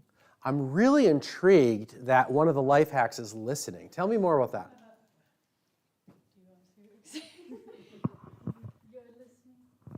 Okay, so my position that I have now, I have been there for a little over 2 months. And prior to that, so I'm a city administrator. Prior to that, I was a municipal clerk in the municipal clerk treasurer field for almost 20 years. And now I am overseeing that position. So I am the boss over them. So I have a hard time not jumping in and doing. So to delegate and learning how to listen effectively and stepping back and allowing them to take over, Yeah, that's a hard thing for me. that's awesome. Good job. In addition, when we're looking at that listening aspect, part of the listening is listening to make sure you understand the problem. You may have noticed I spent an hour on the 7 problems, the 7 bad areas where CEOs. That's because as Americans, we tend to spend so much time on the solution and not on the problem itself, understanding and being able to diagnose what it actually is. And so, do I have a lot of management experience as a coach? And have I worked in a lot of management situations? Absolutely. I probably have a story to tell about this or that or the other thing. I've seen that. But I don't understand your context. And so, if I don't listen to you, I might be solving the wrong problem because, well, back in my day, this is how we did it. And that might not be helpful because our society is changing rapidly. Our environments are changing rapidly. Our clients' needs are changing rapidly. Hello, there's a couple solutions here. So again, trying to use a calendar for scheduling tasks. Again, it's important to know when deadlines are due. One is really kind of doing that brain dump. So if you're in the middle of something, you don't want to, again, constantly jump from task to task, but you've got ideas, you want to be able to just write them down, keep a little quick list that you can come back to and not jumping from issue to issue. Then a couple of things is if you've got a meeting and there are action items, to make sure to come back and follow up on those action items. Again, we can say, yeah, we've got it done, or no, we're never getting it done. And then just making sure that people are kind of handling the tasks that are appropriate for them, whether it's a phone call, email response, again, not tackling something that's really not in your purview of expertise. Excellent. Love that. So when we look at the calendar and scheduling the calendar, I'm terrible at calendar management. Not good at it. And often, I'm also often bad at task management because I say I will do something and then I forget to write it down. Or I don't put it in the right place, or I write it down here and then I don't know if anyone else has this ability, I have the supernatural gift of being able to lose a sheet of paper in less than 30 seconds without moving. It's just gone. I don't know where it goes. It's just gone. Spontaneous combustion, I'm not sure. But it's gone. And so I have started to work with an executive assistant where I'm constantly doing voice notes and saying, hey, I just promised I'd do this. And she takes care of it and she just puts it right in my list for me so I don't forget. And then she comes back and I hire her to bother me. That's it. I want you to harass me and just get that appropriately. But yes. So who wants the mic here for the last one? You're gonna pass it on. That was called very outsourcing right there. sly, Sarah Gordy. We have a couple new things I think to add here. We talked about just time management, and one of the things that I do personally is just dedicated desk time. You know, and so I'm not answering my emails all day long. I'm answering my emails between 2 and 3 o'clock today, and that's when I'm doing that. And sometimes if someone needs a quicker response, I can do that. But usually I'll get back to them and say, okay, I'll facilitate that this afternoon. So I guess maybe boundary setting a little bit. Identifying team strengths. Strengths finders is one of the things that my team actually uses. And it's interesting to actually to know really your team and their strengths and to play to them. And so when we look at that circle with the stars in it, our team is very much structured like that, intentionally because of that. We talked about structured communication.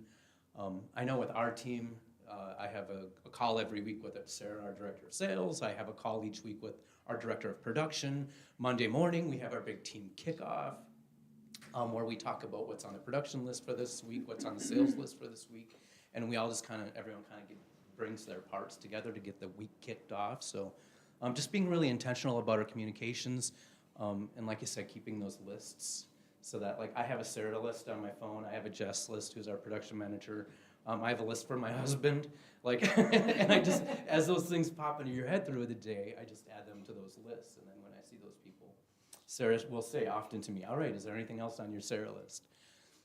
There usually is.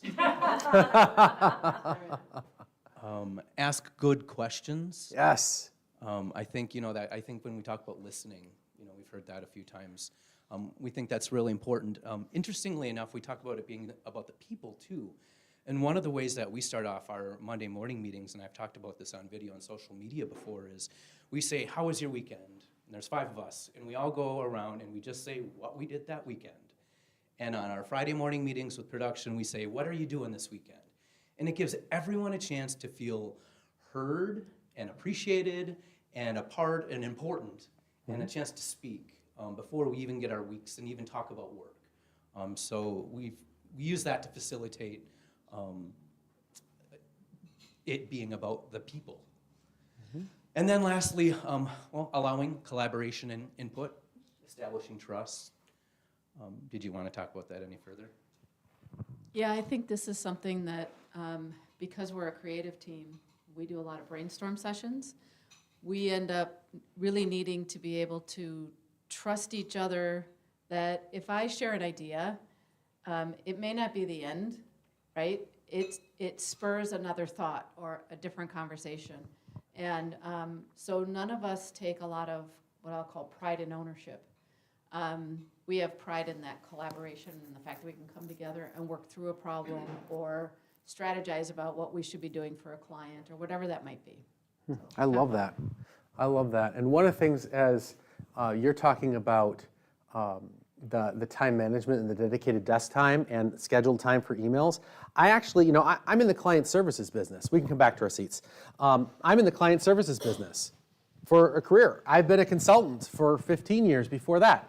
And I tell my clients on a regular basis, I do not expect a reply to email from me or expect a reply from me within 48 hours, 2 business days. That's not the American way. The American way is, well, respond within 2 hours. Well, I tame email by telling email the way that it's going to work for me. If you need me, if it's actually urgent enough that you need a reply within earlier than 48 hours, then send me a text. My clients have my cell phone. I keep very, very good boundaries. They can text me 24 hours a day. They can call me 365 days a year. If I don't want to talk to you, I ain't going to talk to you. I'll put you into voicemail, even if you're my top client. Why? Because if I'm not good for my client. And so setting up some of those boundaries are very important. And obviously, it has to be done within the context of your business. Chris's business, he runs a toner business and printing business. If the toner's out on the printer and they need it replaced, their business might need a reply faster. But that doesn't mean that Chris has to be the one replying right away. It might be he has somebody doing that work for him so that he has the ability to respond in a different way. Or they have people assigned for next 3 hours, you're monitoring this. Next 3 hours, you're monitoring this. So you're creating systems for effectiveness there. All right, so we are rounding the final turn. Oh, yes. I am oh my gosh, online. I am so sorry. I'm just going, I'm looking at the time, and man.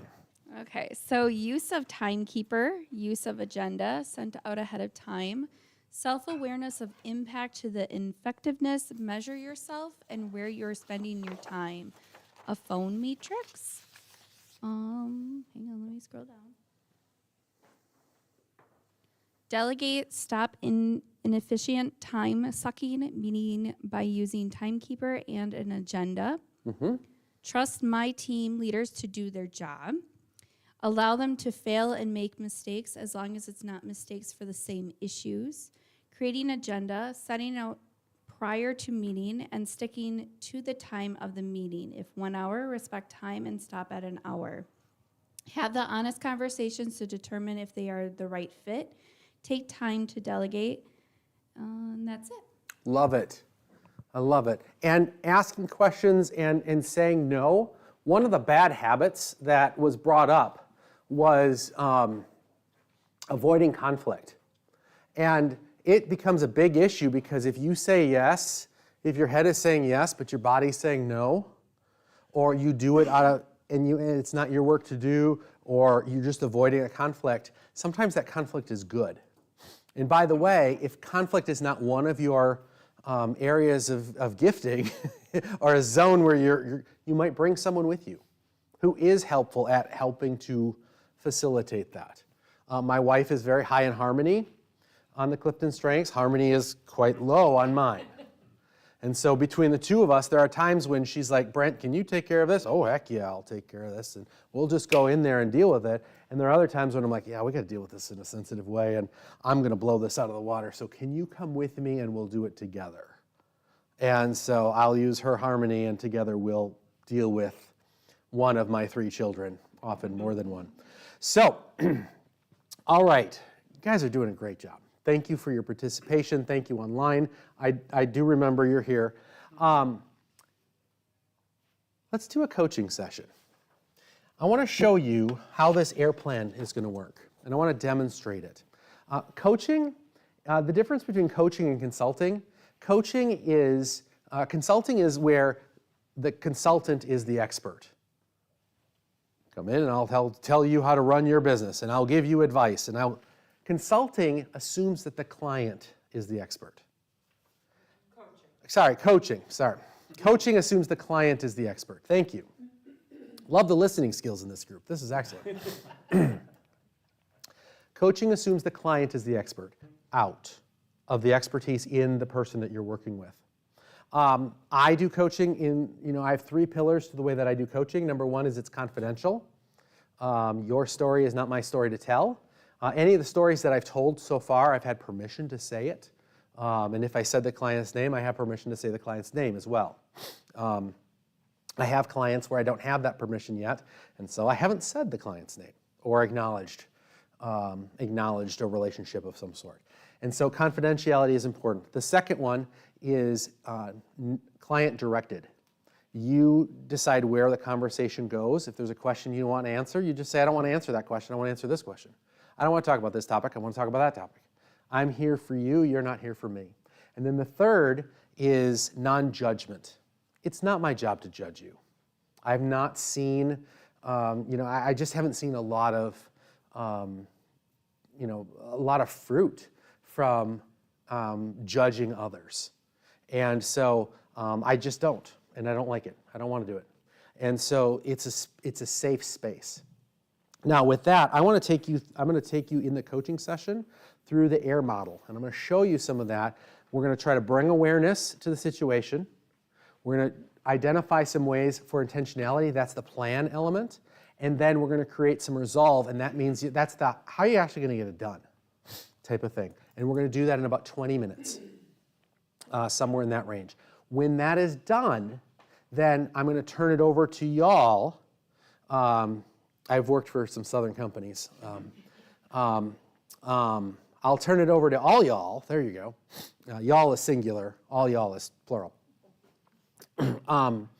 And I'll have you pair up, and I want you to do this with each other to actually practice a little bit of that. Are you going to do the live coach? I'm going to do the live coach right now. So is there someone who would like to experience a coaching session and is willing to come up?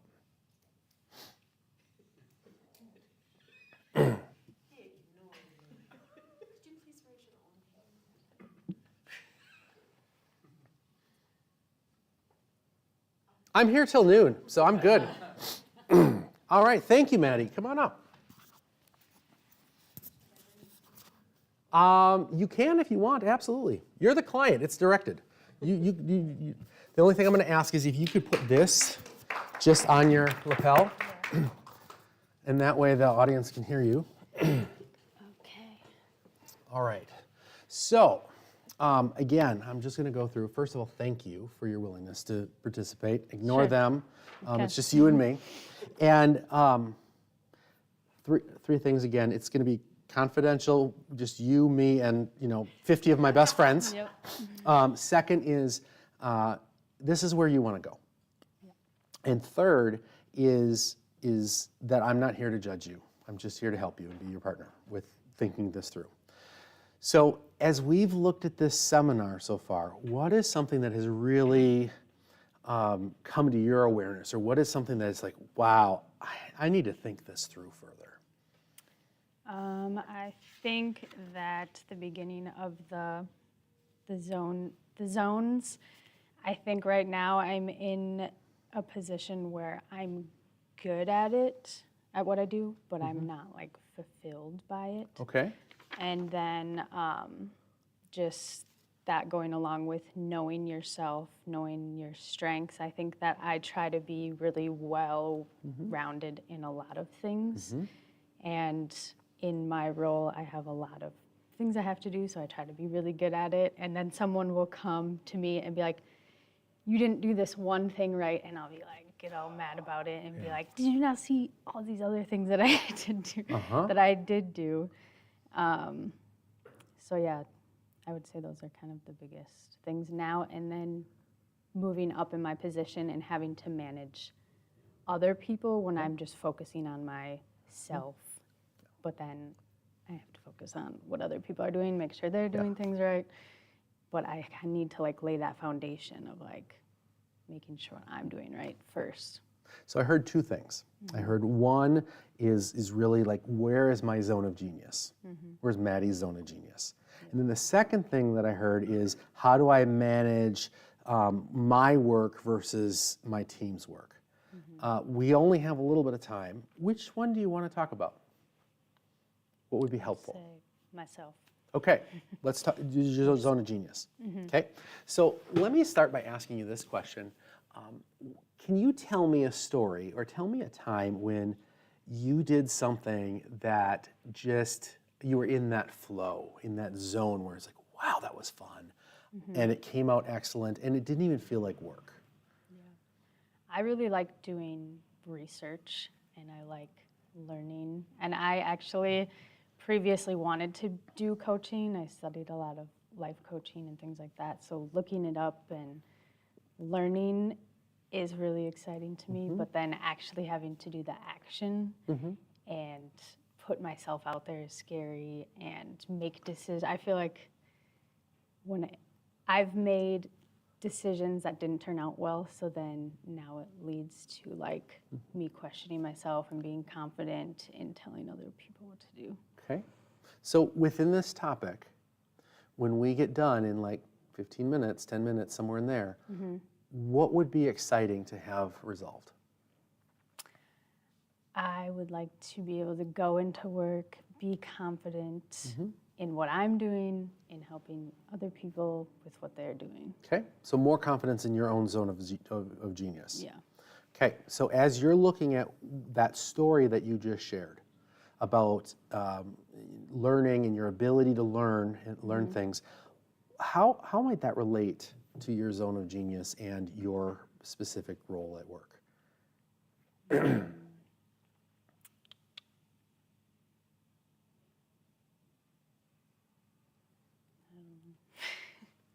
What is it one more time? Oh, How does thank you for asking again. Yeah. That's fine. I'm happy to rephrase it. So as you look at learning as a skill, and learning is a zone of genius for you, researching, yes. could I say solving problems? Like Yeah. really figuring out, I don't know how that's done, I'll figure it out. Yeah. Right? That kind of aspect. And by the way, there is a Clifton Strength called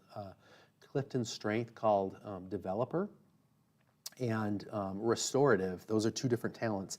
But those two are talents that like problem solving, and they're really good at, I don't know how to deal with that, but I'll figure it out.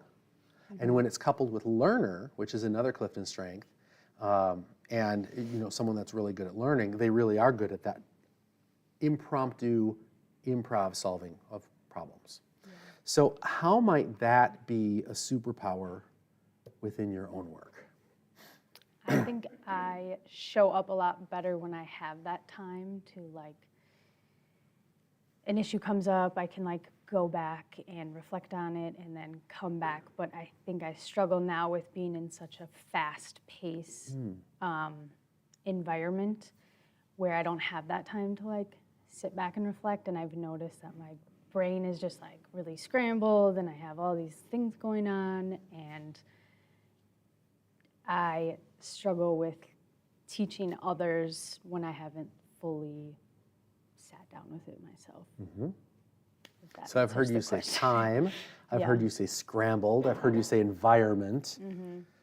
All these things are outside of you. Yeah. What can you do to manipulate your environment to be more effective in the way that you work? I think blocking out times when I can, having a morning routine that that I'm like prepared to go into work with a plan and not just going in still scrambled from the last day. And just taking those times when I can. Yeah. Are you a morning person or an evening person? I would say evening by choice, morning by necessity? Yeah. Okay, but you're most effective in the evening or in the later part of the day? Yeah. Okay. I ask that because often I'm a morning person.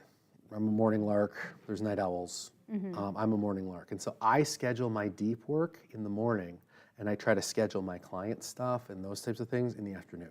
Yeah. And lots of meetings and other stuff in the afternoon. So when I have to really focus, it goes in the morning. And so for me, I block it in the morning. I'm wondering, as you're looking at blocking some time, what might that look like specifically to block some time? I think my schedule alternates. I work mornings one week, then nights. So out of necessity, in the mornings when I work late, I have extra time in the morning, and then when I work mornings after work, I would have more time. Okay. So in every other week, almost, you have 2 different schedules, or a 14-day schedule instead of a 7-day schedule. Okay. And how much time would you need to kind of consolidate that information so that you're more effective and process stuff? I think that I probably think that I need more time than I do. Okay. So I could, once I'm actually doing it, I think probably like 30 minutes. Okay. Once you get in a groove, 30 minutes. Yeah. Now you said you think you need more time than you do. What's behind that? I think that I just feel like I have all these things in my head, and it's going to take me so much time to sit down and figure it out. But when I actually do it, then I'm like, oh, it's not really as much Okay. as I thought it Kind of was. ramp yourself up. I Yeah. do that too. Absolutely. So if you were to block 30 minutes a day, where's that 30 minutes going to come from? What goes away when you add that 30 minutes? I think that just clarity, having a plan, or you said what? Sorry, Well, what was it? you only have, I don't know about your What's days. gonna come but out of my, it? my day, I only have 24 hours in my day. Yeah. And so if I'm going to add 30 minutes, I need to take 30 minutes away from something. So where is that 30 minutes leaving? Just downtime of scrolling and Okay. So you're going to take it things out of out of- just yeah. zoning Yeah. time. Okay. It may also, another possibility is as you get more efficient with your 30 minutes and what do you want to call this time? just like prep reflect time. Okay. Sometimes giving it a cool name, and you might not be able to come up with a name right now, Yeah. but giving it this is my leverage time, or this is my superpower time, or whatever you makes that important. And so as you get more effective in that 30 minutes, suddenly you find out that you don't need as much time in the rest of your day. Because it takes away some of that. Does that make sense? I actually have had the opportunity once where I used to work like 50 hours a week, and at some point we crunched it to 40 hours a week. And I was able to get the same amount done in 40 hours because I was much more intentional and thoughtful in how that worked. Instead of just spreading it out and saying, oh, I got time. So you have that 30 minutes. What are you doing in that 30-minute time? I think reviewing goals and what is the most important. I also struggle with doing the hardest thing first, and I have liked the feeling of being productive, but you're not really moving the needle on the most important things. So determining what's the most important, creating like a plan of action if you need, and then just kind of having those top like 3 things that you have to get done today, clarifying that. Okay. Because of time, we could talk for an hour on this, I'm sure, and go into a lot deeper. But as we're looking at this 30-minute prep time, this 30-minute Maddie time to prep, what would look different in your life if you actually invested in this?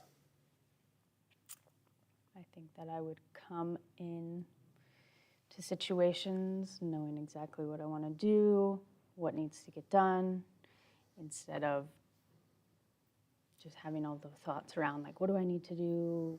And you're like wasting time thinking about what you need to do instead of actually doing it. Love it. And I've only got a couple more questions now. we're in the resolve part of this process. So what, on a scale of 1 to 10, 1 being, yeah, I'm not going to do this, and 10, this is as good as done. And it's done forever. Where are you on that scale of 1 to 10 right now? Say like an 8. An 8. Oh, that's pretty powerful. All right. So what is your next step? Setting aside the time, potentially. Okay. And when will you have that done by? Tonight. You'll schedule that tonight. You'll start scheduling that tonight. All right. And who needs to know this plan in order for you to be more effective?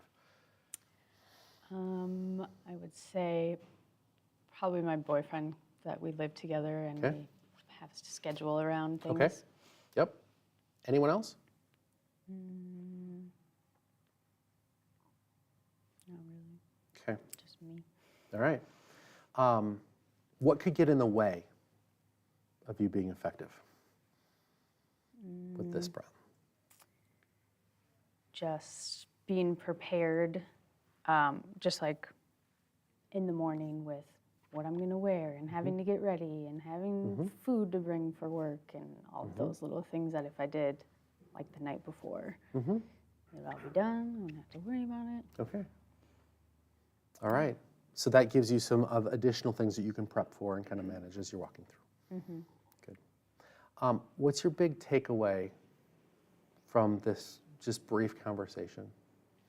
I think just deciding it and doing it. Because I'm a big think about it person, but then when it comes to action, I'm like, I know what I need to do. Why am I not doing it? So just doing it. Nice. Good for you. Before we end, could I give you one idea in your implementation stage? Okay. So my idea is that if you're taking this 30-minute time, it might be okay for you to triage tasks really quickly during the day and either write them down for, hey, that needs to be a prep time. I need to process that during prep time so that I know when I want to block that into my schedule. Or it might be something where you inform your team and say, you know, there's going to be some decisions I'm not going to make on the fly. And you just tell them ahead of time, give them the expectation. And then I always tell people I need a sleep cycle to make important decisions. Yeah. And so to be able to share with them, I'm going to need, whether you use the sleep cycle term or something else, you just share, I'm going to need to think about this. I'll be back to you tomorrow. And that lets you off the hook to allow you to make good decisions instead of fast decisions. Yeah. Nice job. Thank you. Thank you. Can we give Maddie a round of applause for taking a risk? She did a great job. Awesome. So what did you hear in following that process? What did you observe? Roy? Asking her opinion of things is what I observed. Okay. Yep.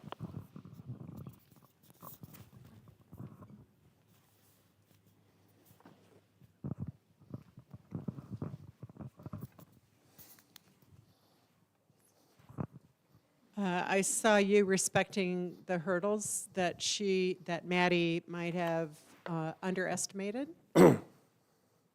And I think it's really easy to sort of underestimate our hurdles, and that's why we don't accomplish things.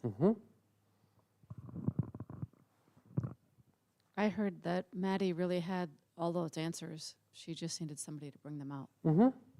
Yeah. Would have been very easy to say, oh, well, this is what you should do. This is how you should do it. Maddie, from your perspective, share a little bit about the insights and just what that. I think that it's just empowering for someone to hear you and validate what you're thinking instead of just kind of dismissing it and being like, well, that's easy. You could just do it like this or like this. And that helps to just like, I don't know, feel empowered to be able to do it yourself. Yeah. Nice. By the way, this activity, what I just demonstrated right here, you can do with your own employees. In fact, the last seminar that we taught, Manager as Coach, we actually taught exactly how to do this, like all the background and all the stuff on how this is done. Because I can tell you very simply how it's done, but there's a lot that goes into it. We could also do it for ourselves. Yep. The other thing that all day I've been thinking about is how much courage it takes to get through these problems. I don't remember how the reasons. It takes a lot of courage. And so Maddie demonstrated courage. Absolutely, absolutely. So now what I'd like to do is I'd like to turn it over and actually have you practice this. And sometimes this is done intrapersonally, so by yourself. In this case, I'm going to invite you to do it interpersonally.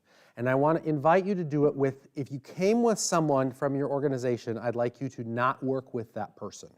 So I want you to find someone else to work with that is not from your office, because we want that confidentiality to be able to speak a little bit more freely. So I'm going to give you each about 12 minutes, 15 minutes, somewhere in there, time-wise, probably 12 minutes. It's going to be really fast. You might only get through awareness. So like 6 and 6? No, 12 minutes each. Okay. So I'm going to put you into pairs, and I just want you to, if you are the person going through your plan, you're writing your plan out and talking with the person, okay? You're asking questions, you're sharing observations. So you notice I asked a lot of questions, and I said, oh, I heard you say time and environment and this. I heard you say these words. I'm not telling her what to do. I'm simply sharing an observation. So you were asking questions, sharing observations. I don't want you to give advice, all right? So just don't even go there. Just draw it out, all right? I'm going to give you each about 12 minutes. Can you two pair up? You two? You two are different organizations? You table figure that out, and and then 3 of you, actually, since we have an odd, Christina, are you willing to do again? She did this last time, and she was great at it. So, all right. So with that, let's go grab and go find a corner in the room somewhere, and we'll take a little bit of time.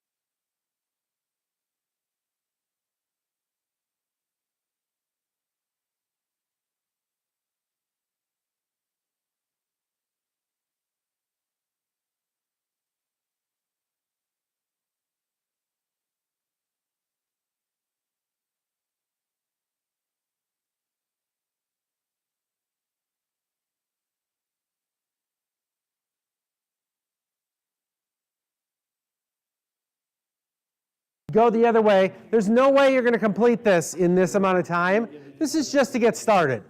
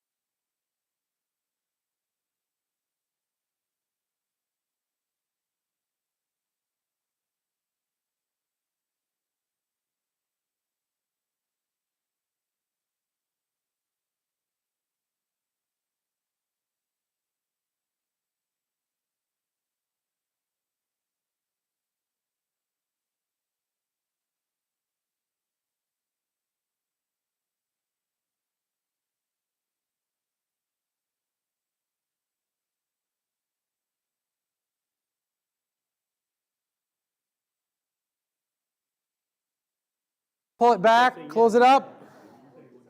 Please return to your table.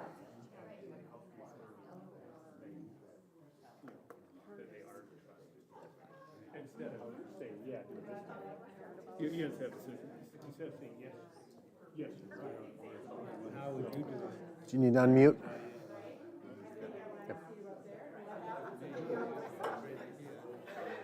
All right. So, how was that? It's fun. All right. Oh, I need the microphone. I forgot. Where do we got that? There we go. What did you learn? How was that experience? What takeaways? Uh-huh. My experience was vulnerable. Uh-huh. Vulnerable. Yeah, good. Very good. What were your takeaways to the experience? What did you take away that you're going to work on, or that you need to explore? Well, I want to say there are two things. One was that we have similar problems. And the second is it's hard not to give advice. Yeah, it is, isn't it? Yeah, that's one of the reasons why in that activity I don't allow anyone to give advice, because you're not at the level where you can give advice yet. So we gotta work toward that, at least in this activity. So yeah, absolutely. And we have lots of wisdom we want to share, but listening is really key. So what are you going to do differently, Roy, given that experience? Well, I mean, I kind of know what I need to do. I just need to decide that's what I'm going to do. And you know, that means maybe setting some other things aside. And I'm sure it'll work out. I just need to decide to do that. Yep, absolutely. What else? What are you taking away after your paired discussion? What are you personally going to do differently? What is an awareness that you know you need to work on? What's a plan that you're going to do? What's a resolve step? I think for me, my takeaway is maybe I'm not doing as poorly as I thought I was doing. So it's good to have some, honest feedback of what I'm doing, what I need to do. Some areas that I'm handling things better than I expected, and then just some suggestions of, what I can do on the areas that I'm feeling insecure in. That's excellent. I had a coach tell me once that we invest energy in anxiety. It's an investment. And so when we wonder, are we good enough, are we not, are we good enough, is this going to, obviously there's a medical anxiety, but outside of the medical anxiety, there are some times when we just choose to be anxious. And we need to think about that and process that and work through it and say, is that based in fact, or is that just based in a feeling? Feelings don't always tell us the truth. They lead us to truth. They create questions that we need to explore. But we might be really good and we're still anxious. Okay. And thinking that through. So I love the fact that, I am pretty good at what I'm doing. I'm better at that. That's awesome, Sue. Thank you. Who else? Just kind of back to Sarah's point, like the answers were in me. I know the answers. It just helps having a good listener Yes. to kind of help me come to my own conclusion that, yeah, I know what I got to do. How am I going to get it done now? Yeah. And that's why I have two coaches that do it for me. Because I have one that is a thought partner that she just listens. And then she helps me structure things.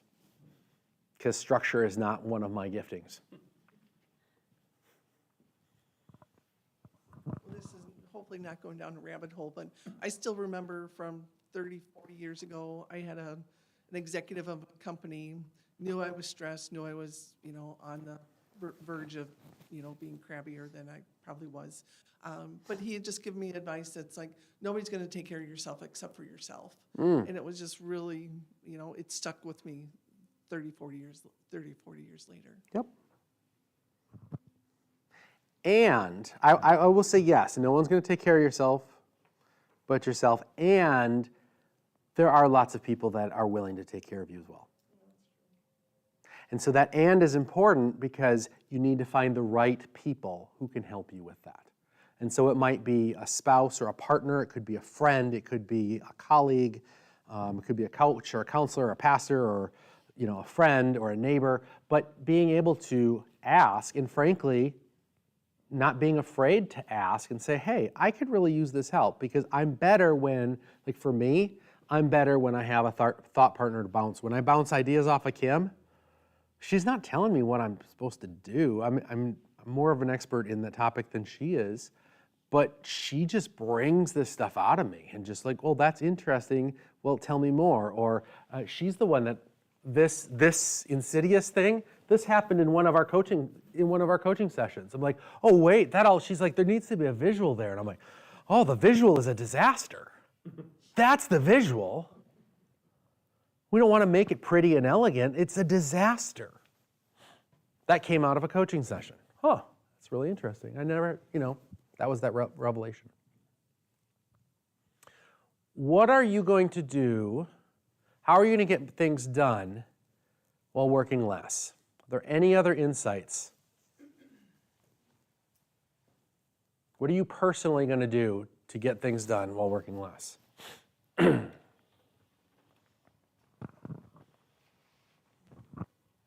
Okay, I have an answer, but it's not an answer exactly to that question because I don't think I can actually work less, but if I can find ease and flow and excellence and I'm doing the things that I'm good at, it certainly feels like I'm working less. And Yeah. I can be more successful.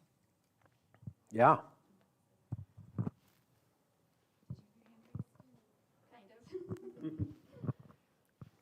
One of the things that I've taken or recognizing, so I'm a procrastinator, so I'll kind of push things off. Good for you. And that there aren't necessarily clear boundaries of, my day. So if, work starts at 8 or at 5, but I'm also like, oh, but I have my laptop and I'll be bringing my laptop home and my intention is to, oh, well, I can just be kind of going through the emails and the deleting and whatever at home. But I'm kind of recognizing today that I'm in the office and, oh, I can do that later. Oh, I can do that later. And as a procrastinator, I need really hard to, so if I am done at this time, then I might not push it off as much and really structure a little bit more. So Okay. I think today's world that we can work 24/7 means I get like nothing done. And if I have to get it done in 6 hours, I'll get it done. But if I've got 2 weeks to get it done, it's not going to be done until 2.5 weeks from now. Yeah, absolutely. There's a concept, shoot, I don't know my sheet. Anyway, all right, that'll be for the next seminar. I'll add that in the next one. Last comment, and then I have a couple more. I just thought it would be good to see AIR as a process, which I think this little diagram makes it that way, so that after resolve, you come back to awareness. and you Absolutely. just keep that going. And that's For why the me, arrow that's at the top. Growth, yeah, that's human growth. Great. And that's why I chose resolve instead of results. A lot of people think that R is going to be results. And unfortunately, we are also often too results oriented. And so, oh, this is a result, this is a result. The market has gone that way, but we set the goal for this. And the resolve is not to get the goal. The resolve is for vibrancy, to do your best, to accomplish the goals for the business, for yourself, for others. And so, yes, that was our goal. We created an awareness, we created an intentionality, and the resolve, the goal was this, but the market went this way, which means we need a new awareness. The market went this way. We need a new intentionality, and we need a new resolve to go toward that goal. And it actually adjusts as we go. I actually want to ask, Carrie, would you be willing to share your takeaway? I just would love to hear your perspective before, as a final client or a attendee thought. I learned for myself I need to have a priority list of things to get done, because just do everything in my head, and then my mind never gets a chance to shut off. because you constantly have something else to do. And like I was talking, when we were talking through things, society in general, I like what Lee did with, he only responds to emails at a certain time. Society doesn't allow that because they want an instant response to every form of communication nowadays, where I like just pick up the phone and call. But even if it's someone in your work, you'll be on the phone or you'll be in the middle of doing something. They'll come into your office and they expect an immediate response, and it distracts you from what you're doing, causing you to get less done. So I hope to learn how to streamline that process for me to make myself more efficient. Love and it. to get more done. I love it. Good. Very good. Well, you all did a great job. Thank you for your investment online. Thank you for the comments that you shared. Thank you for your ideas, your thoughts, your process. One of the things that we really value, and we meaning Vibrancy Unlocked as well as Spectrum Insurance Group, is feedback. And so those of you that are in the room, on the table is a feedback form. Invite you to please take some time before you leave the room to fill that out and share that. You can just give that to Christina when you're finished. The second thing is, if you're online, Christina's going to put the online survey, a form right in now, and you can just fill that out immediately. And in addition, she's going to email it tomorrow. So we're hoping that we'll get lots of feedback. We actually make changes and adjustments based on what you say. So please give your full, unvarnished feedback on this. Last but not least, getting more done while working less is not a tactic, it's a mentality.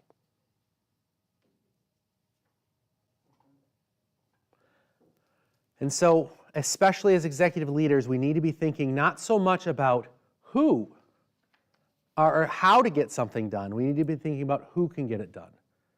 We need to be thinking about, is there ways to get it done in a more efficient, effective way than me?